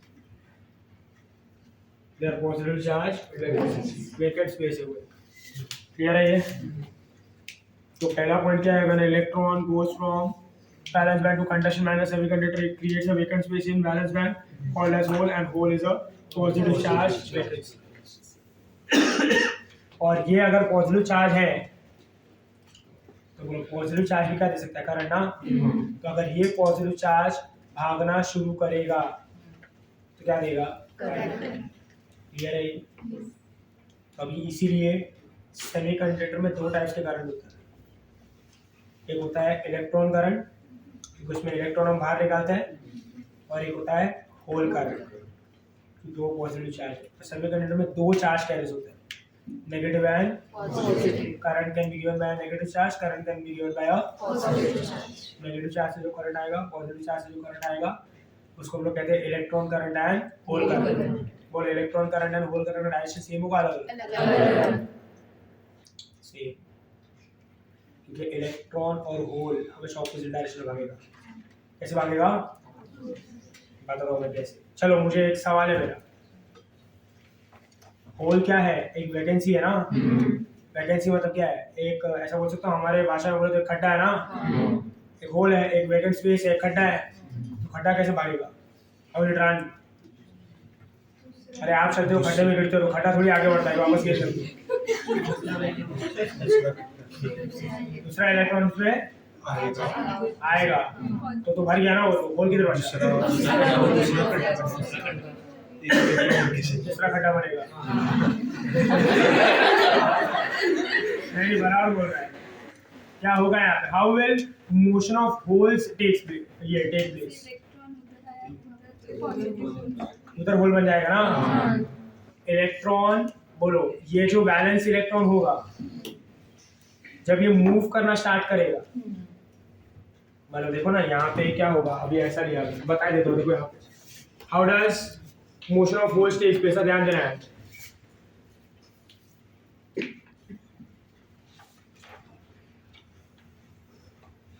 ऐसा ही तो इलेक्ट्रॉन इसमें है, तो ऐसे थोड़ी है कि इलेक्ट्रॉन जंप करेगा, थोड़ा उसको एफर्ट डालना पड़ेगा ना।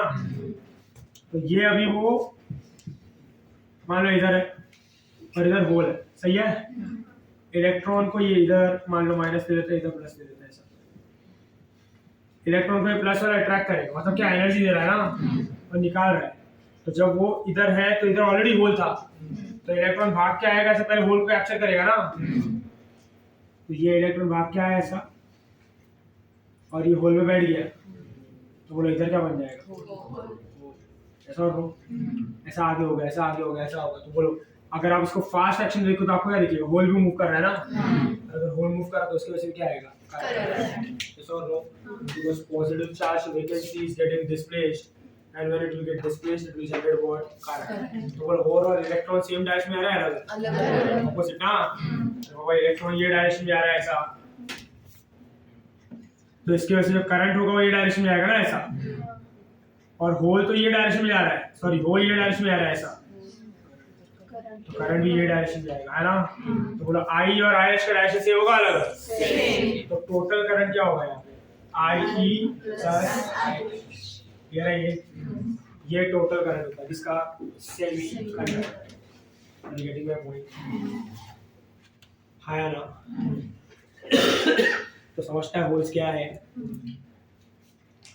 When I talk about holes, remember 4 points, याद कर लो इसको। सबसे पहले जब हम सेमीकंडक्टर में एनर्जी देते हैं तो इलेक्ट्रॉन वैलेंस बैंड से कंडक्शन में जाता है, वैलेंस बैंड में वेकेंट स्पेस बनता है, उसको हम क्या कहते हैं होल्स। होल्स का चार्ज कैसा होता है पॉजिटिव और वो एक वैकेंसी है ना। होल्स हमेशा कौन से बैंड में होता है वैलेंस, क्लियर है ये। और होल्स के मोशन के लिए कौन रिस्पांसिबल होता है वैलेंस इलेक्ट्रॉन, क्योंकि वैलेंस इलेक्ट्रॉन जब मूव करता है तो वो अपने वेकेंट स्पेस का पोजीशन बदलते जाता है, और ये वेकेंट स्पेस का जो पोजीशन बदलता है उसी को हम लोग क्या कहते हैं मोशन ऑफ होल्स। और अगर मोशन ऑफ इलेक्ट्रॉन्स हो रहा है, मोशन ऑफ होल्स हो रहा है, तो यहाँ पे दो चार्ज कैरियर जो मूव कर रहा है, और दोनों चार्ज कैरियर की वजह से क्या होगा करंट, एक होगा इलेक्ट्रॉन करंट, एक होगा होल करंट। तो टोटल करंट क्या होगा electron current plus hole current. और एक चीज याद रखना, जितने नंबर ऑफ इलेक्ट्रॉन्स मूव करता है उतने नंबर ऑफ होल्स बनते हैं। 50 इलेक्ट्रॉन मूव किए तो कितने होल, 100 किए तो 100, 200 किए तो 200, समझ में आ रहा है। तो अगर 50 इलेक्ट्रॉन गए, 50 होल मूव किए, तो इलेक्ट्रॉन करंट और होल करंट कैसा रहेगा, सेम या अलग, थोड़ा सा अलग होगा, ठीक होगा बताता हूँ। समझ में आ रहा है ये, बड़े के लिए क्लियर है ये। तो टोटल करंट क्या होगा आई प्लस जेड फाइन, समझा सबको। ये होता है intrinsic semiconductor and the concept of holes, ठीक है। सो नेक्स्ट इज, अभी बात करते हैं अबाउट एक्सट्रिंसिक सेमीकंडक्टर्स। बोले एक्सट्रिंसिक सेमीकंडक्टर्स क्या होता है, हाँ what will be extrinsic semiconductors, intrinsic that is pure plus impurity. तो ये गंदा काम करने की जरूरत पड़ी, कंडक्टिविटी बढ़ाने। चलो ध्यान देना है please, hello. See intrinsic semiconductor जो होता है ना, उनका एक लेवल तक कंडक्टिविटी होगा, but that conductivity is not good enough to run a particular device. तो हमने इंट्रिंसिक सेमीकंडक्टर पहले ट्राई करके देखा और उससे हमको कुछ आउटपुट नहीं आ रहा है, तो हमको समझा कि बाबा इतने कंडक्टिविटी से कुछ नहीं होगा, तो हमको अभी कंडक्टिविटी बढ़ाना पड़ेगा। ये सॉल्व हो। तो अभी कंडक्टिविटी बढ़ाएगी कैसे, how do we increase the conductivity. तो हमने सोचा कि इसमें एक तरीका है कॉल्ड एज व्हाट, डोपिंग। क्या बोला जाता है इसको, डोपिंग का मतलब ये होता है कि जो प्योर सेमीकंडक्टर्स है, जो इंट्रिंसिक सेमीकंडक्टर्स है, उसमें हम क्या ऐड करेंगे, और इम्प्योरिटी ऐड करके उसका कंडक्टिविटी बढ़ाएंगे। So when we add impurities in intrinsic semiconductor, it becomes extrinsic semiconductor and the conductivity increases. तो बोलो impurity जब हम ऐड करते हैं और जब extrinsic semiconductor बनाते हैं, तो कितने टाइप के extrinsic semiconductor बनते हैं, दो। पहला कौन सा होता है p टाइप, दूसरा कौन सा होता है p type and n type. बोलो p टाइप n टाइप क्यों, ऐसा क्यों, बोलो। अभी मुझे, मैंने क्या बोला, एक्सट्रिंसिक सेमीकंडक्टर कितने, दो ना, मतलब मैं दो एक्सट्रिंसिक सेमीकंडक्टर बना रहा हूँ। इसका मतलब ये है कि मैं इंट्रिंसिक सेमीकंडक्टर में दो तरीके से इम्प्योरिटी ऐड कर रहा हूँ। एक तरीका होता है कि जो हम इम्प्योरिटी ऐड करते हैं ना, वो ट्राइवैलेंट इम्प्योरिटी होता है। कौन सा होता है, और एक जो हम इम्प्योरिटी ऐड करते हैं वो होता है पेंटावैलेंट। कौन सा होता है, एक ट्राइवैलेंट इम्प्योरिटी ऐड करना, एक पेंटावैलेंट इम्प्योरिटी ऐड करना। इसका मतलब क्या है कि ट्राइवैलेंट इम्प्योरिटी ऐड करने का मतलब है कि I am adding impurity from group 13, yes और no. And pentavalent impurity add करने का मतलब है I am adding impurity from group 15। तो एक है 13 से ऐड करना, एक होता है 13 से ऐड करना क्या बनता है, 15 से ऐड करना क्या बनता है, कुछ याद है, समझ में आ रहा है। ये सब तो थोड़ा बहुत आते रहता है हमको चैप्टर, ठीक है, कैसे बनता है, कैसे बनता है, यहाँ तक सब दुनिया सही चलती है। आगे जब क्लियर आता है सत्यानाश होता है पूरा, क्या चल रहा है ऐसा। और तो चलो अभी देख लो पी टाइप एन टाइप कैसे बनता है, 2 मिनट बताता हूँ मैं, ध्यान देना है ऑन द बोर्ड।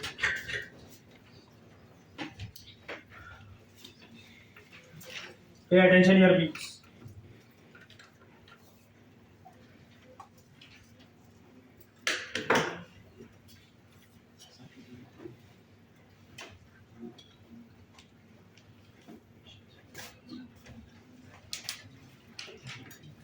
बस अभी ऐड कर देता हूँ कि holes perform motion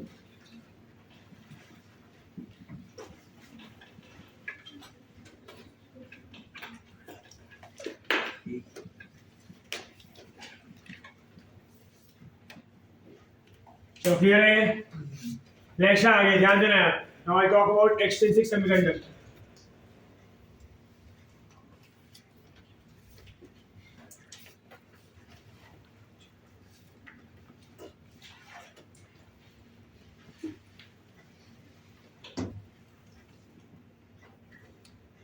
extrinsic semiconductor क्या होगा? विल ऐड इम्प्योरिटी ना,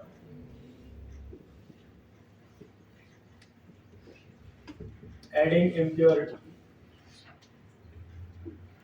तो इम्प्योरिटी जो होगा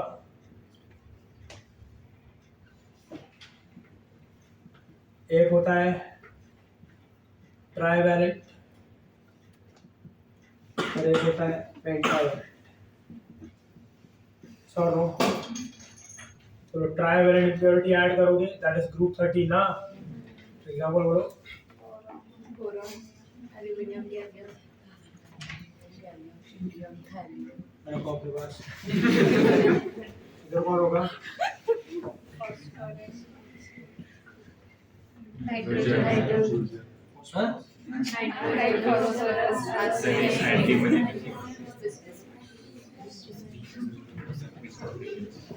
सही है।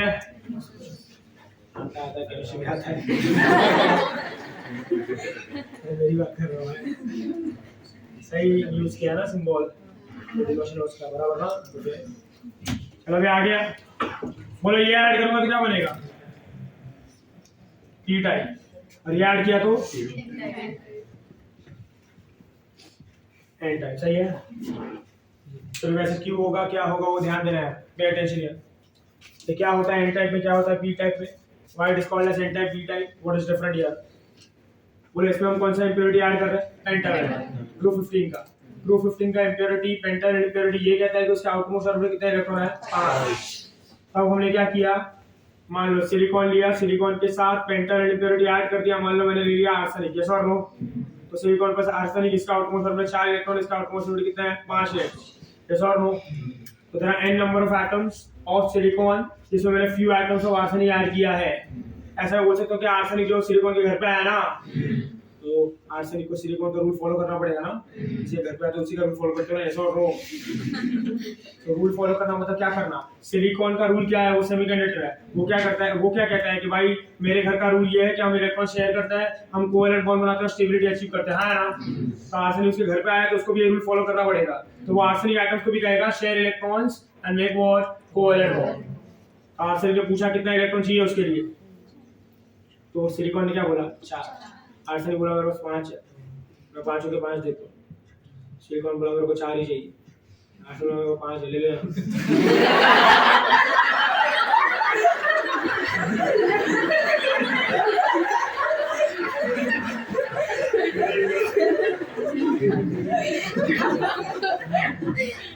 हाँ बोल ले बता ले पहले क्या बता रहा है ना? रहना जा, लिख ले। बाद में फोटो खींच के भेज देना ग्रुप पे, तो सब पढ़ लेंगे। मुंह बंद करके छुपा के बोलते हैं, और ये नहीं कि थोड़ा पेशेंस रख ले, बाहर जाके बता देंगे। से एक कारस्तानी लोग हैं। कितना इलेक्ट्रॉन चाहिए इसको? 4। ये कितना दे रहा है? 5। तो एक टाइम जाके चलो इसने बोला कि ठीक है मैं 5 इलेक्ट्रॉन रख लेता हूँ, पर यूज कितना करूंगा? 4। तो एक इलेक्ट्रॉन स्पेयर में हो गया ना। So there is 1 electron always in spare. This electron is called as loosely bound electron. क्या कहते हैं इसको? Loosely bound electron. ये इलेक्ट्रॉन को लूजली बाउंड इलेक्ट्रॉन कहा जाता है। ये फ्री इलेक्ट्रॉन नहीं है, ये लूजली बाउंड इलेक्ट्रॉन। ये बाहर नहीं आया, ये फ्री नहीं हो चुका है, ये कहीं ना कहीं अभी भी वो मटेरियल के, वो एटम के कहीं ना कहीं पड़ा है, बट उससे बॉन्ड नहीं बना है। अरे गेटिंग माय पॉइंट? और देखो ऐसे होगा। तो अब यहाँ पे आर्सेनिक है, सिलिकॉन है, सिलिकॉन है, सिलिकॉन है, सिलिकॉन है ऐसा। बोले इसके पास कितना इलेक्ट्रॉन? 5 ना। कितना शेयर करेगा? 4। एक स्पेयर में इधर किधर किधर पड़ा रहेगा। बोले इसको आप क्या कहोगे? Loosely bound electron. इसको थोड़ा सा एनर्जी प्रोवाइड करोगे तो बाहर आ जाएगा, तो क्या बन जाएगा? फ्री बन जाएगा। क्लियर है ये? बोलो ऐसा एक आर्सेनिक एटम ने कितना इलेक्ट्रॉन दिया? तो ऐसे अगर 100 आर्सेनिक एटम हो तो कितने इलेक्ट्रॉन देंगे? 100। तो there are 100 electrons which are loosely bound. हमको तो करंट चाहिए ना, तो जितना ज्यादा इलेक्ट्रॉन मिलेगा, जितना ज्यादा होल मिलेगा, हमारा तो फायदा ही है।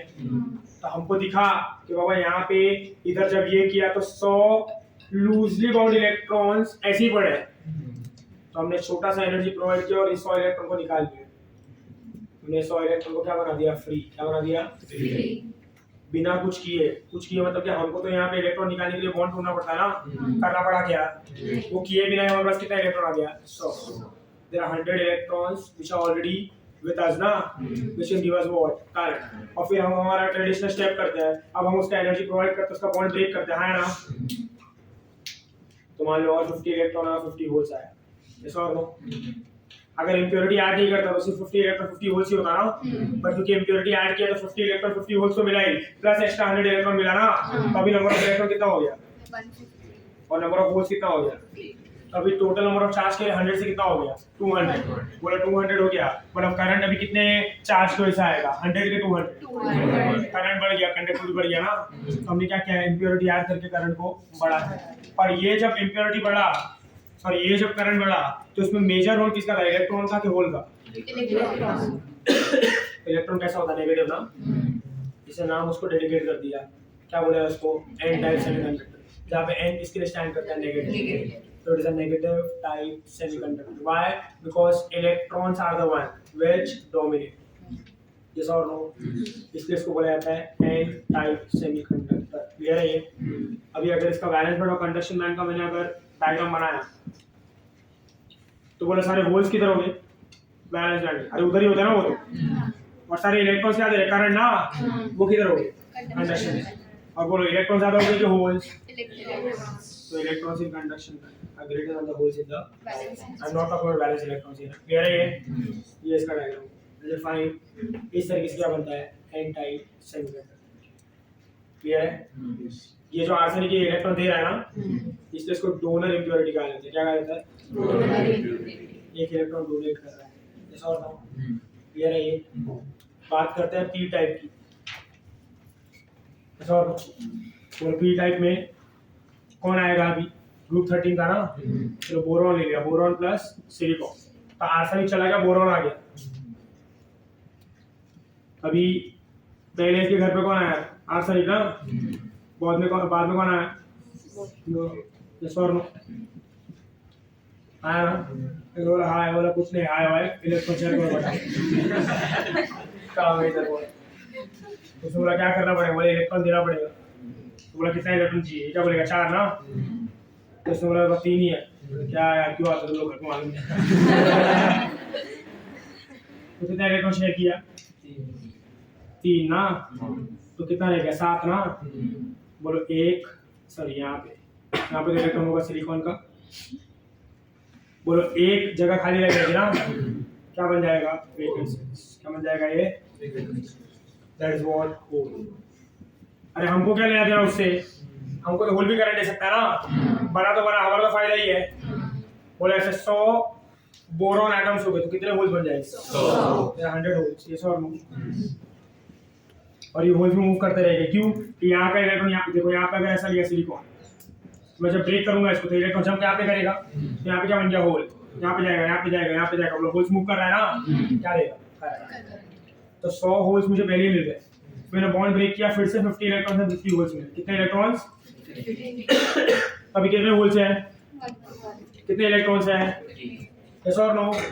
बोलो फिर से 100 का चार्ज करके कितना हो गया? 200। करंट बढ़ गया, कंडक्टिविटी बढ़ गया, काम हो गया। पर डोमिनेट किसने किया? होल्स। Who wins? होल्स। इसको क्या कहते हैं? P type. Positive type semiconductor, क्या कहते हैं इसको? तो होल चीज जाता है। अगर इसका बैंड बनाया मैंने,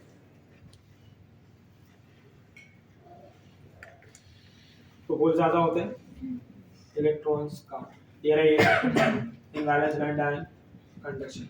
इज इट फाइन? हेलो, ये क्या होता है? N type semiconductor ion, P type semiconductor, ये रह फाइन। चलो एक दो सवाल है, पूछ ले तो। बोलो, एन टाइप सेमीकंडक्टर मेजॉरिटी कौन है? माइनॉरिटी कौन है? पी टाइप में इलेक्ट्रॉन। किसी दिन अगर माइनॉरिटी बढ़ाना तो क्या बढ़ाना पड़ेगा? P type, N type, irrespective of the two semiconductors, मुझे माइनॉरिटी बढ़ाना है, मतलब पी टाइप में इलेक्ट्रॉन्स को बढ़ाना है और एन टाइप में होल्स को बढ़ाना है। तो मुझे क्या करना चाहिए ये पूछ रहा हूँ। ऑपोजिट ऐड करने का, कुछ भी करने का, ध्यान करने का, क्या करने का बताओ? रिमूव कर देने का। क्या कुछ भी चल रहा है? अरे सच में घर पे नहीं आया क्या? बोलेगा घर से निकल जाने का। इम्प्योरिटी आ रही है, मिक्स हो गया है वो, आसान बात है क्या? निकाल देगा।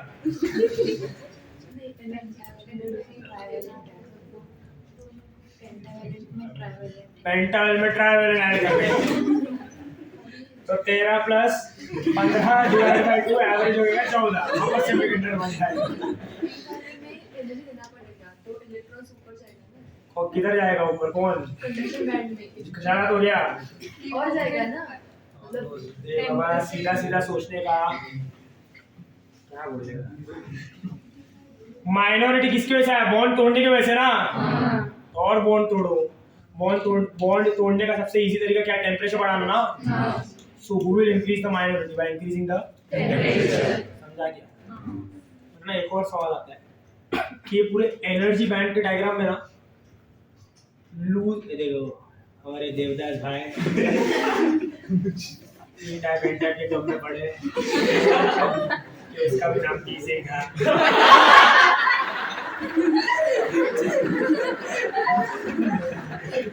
जो मेरे दिल में बोल बना के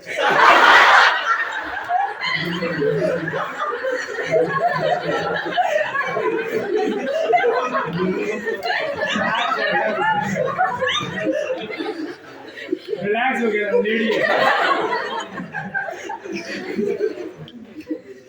मेरा सवाल ये था कि पूरे एनर्जी बैंड में होल का पोजीशन क्या होगा? होल का बोल रहा हूँ यार, लूजली बाउंड इलेक्ट्रॉन का पोजीशन क्या होगा एनर्जी बैंड में? सरफेस पे? अरे बाबा ग्राफ है वो, कुछ भी फलाना ढिमका बोलते हो यार। ऑर्बिटल एनर्जी गैप में, चलो उसमें भी किधर? Near the conduction band. हाँ, नियर द।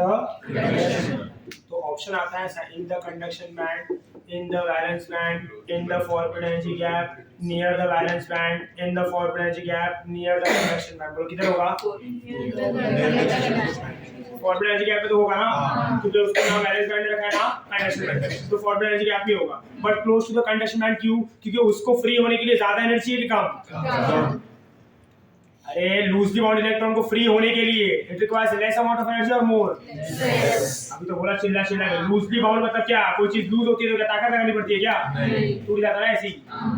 और more, so it will require less energy और more, so it will be close to conduction band, close to valence band.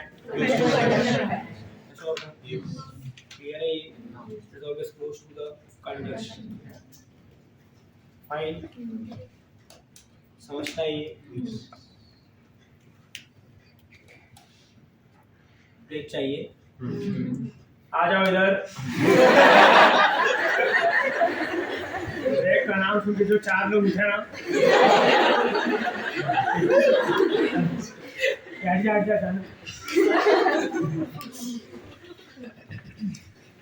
क्या इतना रिफ्लेक्स से स्वास्थ्य हो जाता ना?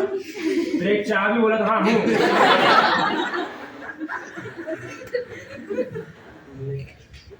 बोलो पी टाइप और एन टाइप का नेट चार्ज कितना होगा? जीरो। ये सबको याद होता है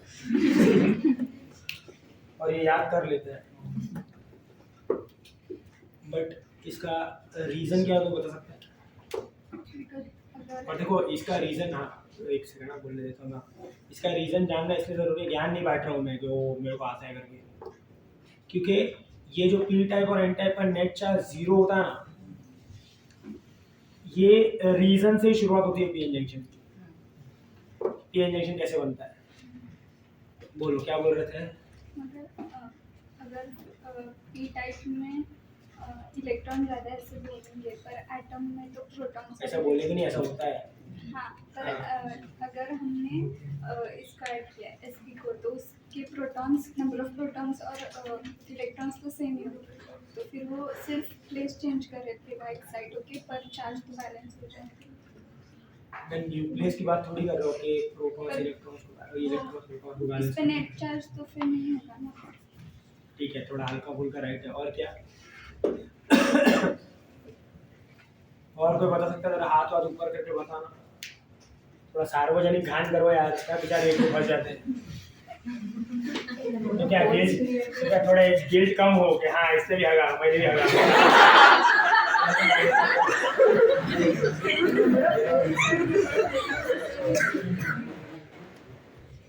नंबर ऑफ इलेक्ट्रॉन्स और नंबर ऑफ होल्स सेम ही रहेगा ना। तो अभी क्या है, इधर इतना बड़ा रास्ता ना मैंने कि इलेक्ट्रॉन बढ़ जाएगा होल्स कम हो जाएगा, लास्ट में इन्होंने सेम कर दिया। एटम सेम ही रहेगा ना, बैलेंस बैंड वगैरह वो नहीं देखेंगे हम। अच्छा छोड़ दिया पहले, बोला आगे। और क्या? 2 लोग हो गए आधे तो वही तैयारी में एक रीजन बताया, ब्रेक मिले बाहर निकल। अभी 30-40 सेकंड में बता देगा, आधे देर नहीं रुकेगा, टेंशन मत लो। आधे तो वही उम्मीद से नाटक कर रहा है खाली सोचने का। बोलो ना कोई, हेलो बोलो, क्या होगा? थोड़ा सोचो ना, केमिस्ट्री करते हो ना इधर आप खुद से।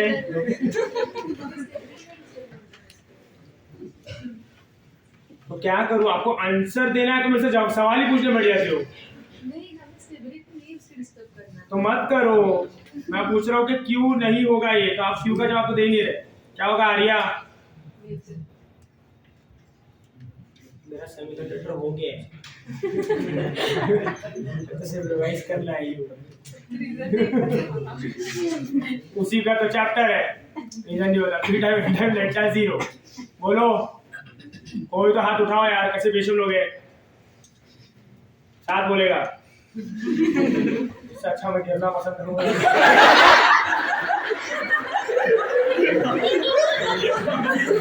कुछ तो बता रहा तू बोलो, प्लेट में क्या खाने का ये बता रहा तो आंसर बता रहा तो तू बोल। होल्स में इलेक्ट्रॉन्स बनते रहेंगे ना बाद में, तो फिर नेट चार्ज। अरे तो दूसरा भी तो होल बनेगा जब इलेक्ट्रॉन भरेगा एक, तो कहीं ना कहीं तो वो होल तो है ही ना। Total free electrons, total free electrons equal to total holes positive. अरे बाबा, एन टाइप और पी टाइप का डेफिनेशन ये कर रहा है कि दोनों अलग अलग है। उधर 150 इलेक्ट्रॉन 50 होल, इधर 150 होल 50 इलेक्ट्रॉन, तो सेम हो जाएगा तो इंट्रिंसिक बन गया ना भाई। चलो सुन लो, आ जाओ।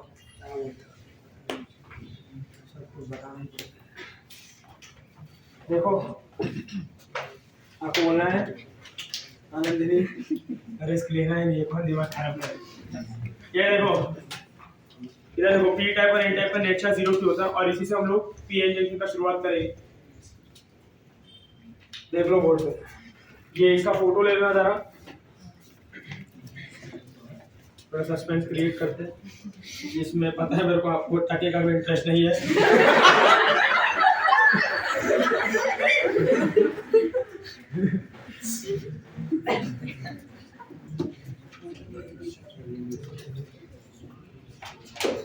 तो टेंशन वो है कि बताएगा भी तो समझेगा कि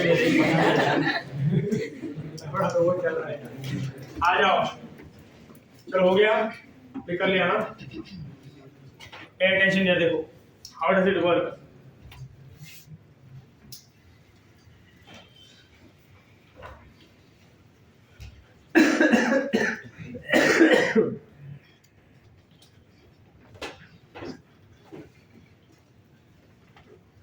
अभी मैं बता रहा हूँ पी टाइप और एन टाइप दोनों का नेट चार्ज 0 क्यों होता है, दोनों में एक कॉमन रीजन है, ध्यान देना है।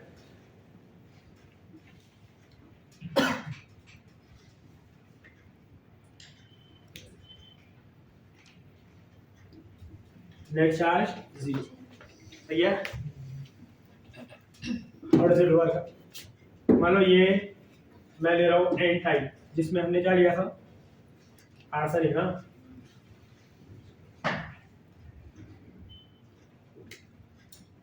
बोलो आर्सेनिक डोनर है कि एक्सेप्टर?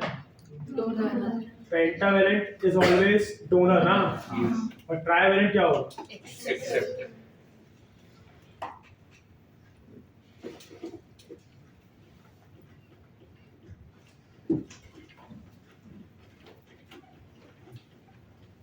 चलो वो तो वैसे ही मजाक में बोल रहे हैं, 5वां इलेक्ट्रॉन ऐसे ही छोड़ देता है, सी वो कुछ दे रहा है ना, दोगे तो कुछ मिलेगा भी ना। yes or no? तो जब ये आर्सेनिक अपना इलेक्ट्रॉन देता है ना तो उसमें पॉजिटिव चार्ज आ जाता है। कौन सा चार्ज आता है? Positive. yes or no? So when this arsenic gives an electron it becomes positively charged। ये इलेक्ट्रॉन को कहा जाता है नेगेटिव मोबाइल चार्ज। मोबाइल इसलिए क्योंकि मूव कर सकता है, और इसको कहा जाता है पॉजिटिव एम मोबाइल चार्ज। क्या कहा जाता है इसको? Positive immobile charge. बोलो कितने एटम्स थे? 100। कितने इलेक्ट्रॉन्स दिए? 100। 100 इलेक्ट्रॉन का चार्ज नेगेटिव, 100 ऐसे आर्सेनिक एटम्स का charge positive. Number of negative mobile charge is equal to number of positive immobile charge. Net charge कैसा होगा? 0। Are you getting my point? Yes और no? नहीं समझा? Clear है ये? नेक्स्ट बोला आगे, अगर मैंने एन टाइप कंसीडर किया, ये एन टाइप के लिए था, अगर मैंने पी टाइप कंसीडर किया तो पी टाइप में कौन होता है? बोरॉन ना। बोले ये कौन है? एक्सेप्टर ना बाबा, इसको इलेक्ट्रॉन चाहिए, ये इलेक्ट्रॉन को क्या करेगा? एक्सेप्ट करेगा ना। इसका तो एम स्टेबिलिटी है ना, करंट हमको चाहिए, तो इधर एक होल है, तो कोई भी इलेक्ट्रॉन आजू बाजू से गुजरेगा तो ये तो बोलेगा ना आजा बैठ जा। सर लो,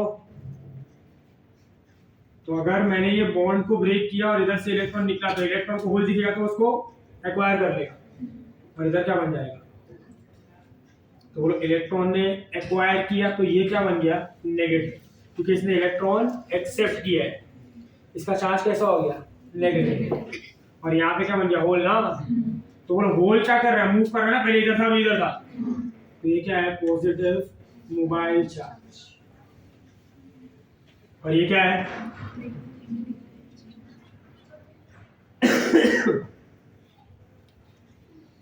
बोल क्या करेगा?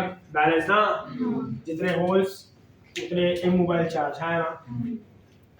1 second it will balance out. Net charge क्या होगा? 0। तो याद रखने का, इसी से शुरुआत होता है पीएन जंक्शन का। इसमें कौन होता है? पॉजिटिव इमोबाइल चार्ज होता है, और इसमें कौन होता है?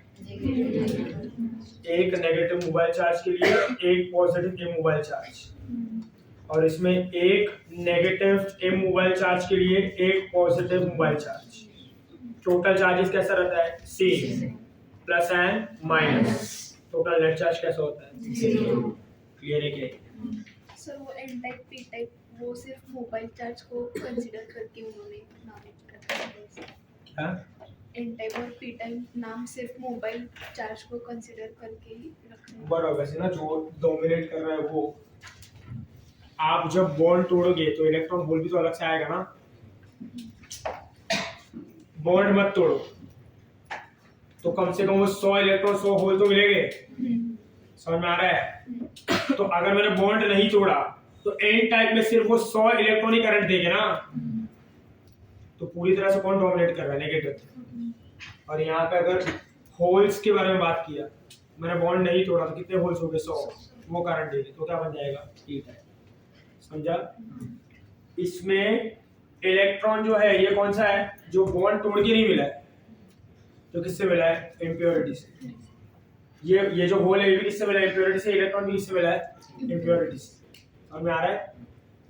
पर वो तो ऑलरेडी है ना, और जब बॉन्ड तोड़ोगे फिर जो number of electron number of hole जो मिलता है वो इक्वल आता है। तो दो टाइप के, अभी एन टाइप में दो टाइप के इलेक्ट्रॉन आते हैं, एक जो इम्प्योरिटी दिया और एक जो बॉन्ड तोड़ के मिलेगा। उन लोग दोनों मिलकर टोटल नंबर बनाते हैं ना, जो होल को डोमिनेट करते हैं, इसलिए वो क्या बन जाता है, एन टाइप। और यहाँ पे पहले से होल्स का है, बॉन्ड तोड़ के आप और होल्स निकालते हो, वो मिलके ज्यादा होल्स बनाते हैं और नंबर ऑफ इलेक्ट्रॉन कम हो जाता है। तो कौन डोमिनेट करता है, होल्स, इसलिए इसको क्या कहा जाता है, समझा? वैसा। चलो क्लियर है ये? फाइन, इट्स 5:50 है, वी स्टार्ट एट 6। समझ आ रहा है? क्योंकि इसके बाद मुझे 1 घंटे में खत्म करना है PN junction and PN junction diode कैसे वर्क करता है। ठीक है, फॉरवर्ड बायस है, रिवर्स बायस।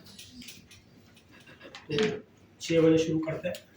यहाँ वहाँ वड़ा पाव, चाय, कॉफ़ी, इधर उधर मत निकल जाओ, जो भी तुम्हारे नेशनल एक्टिविटी से पूरी करो और वापस आओ।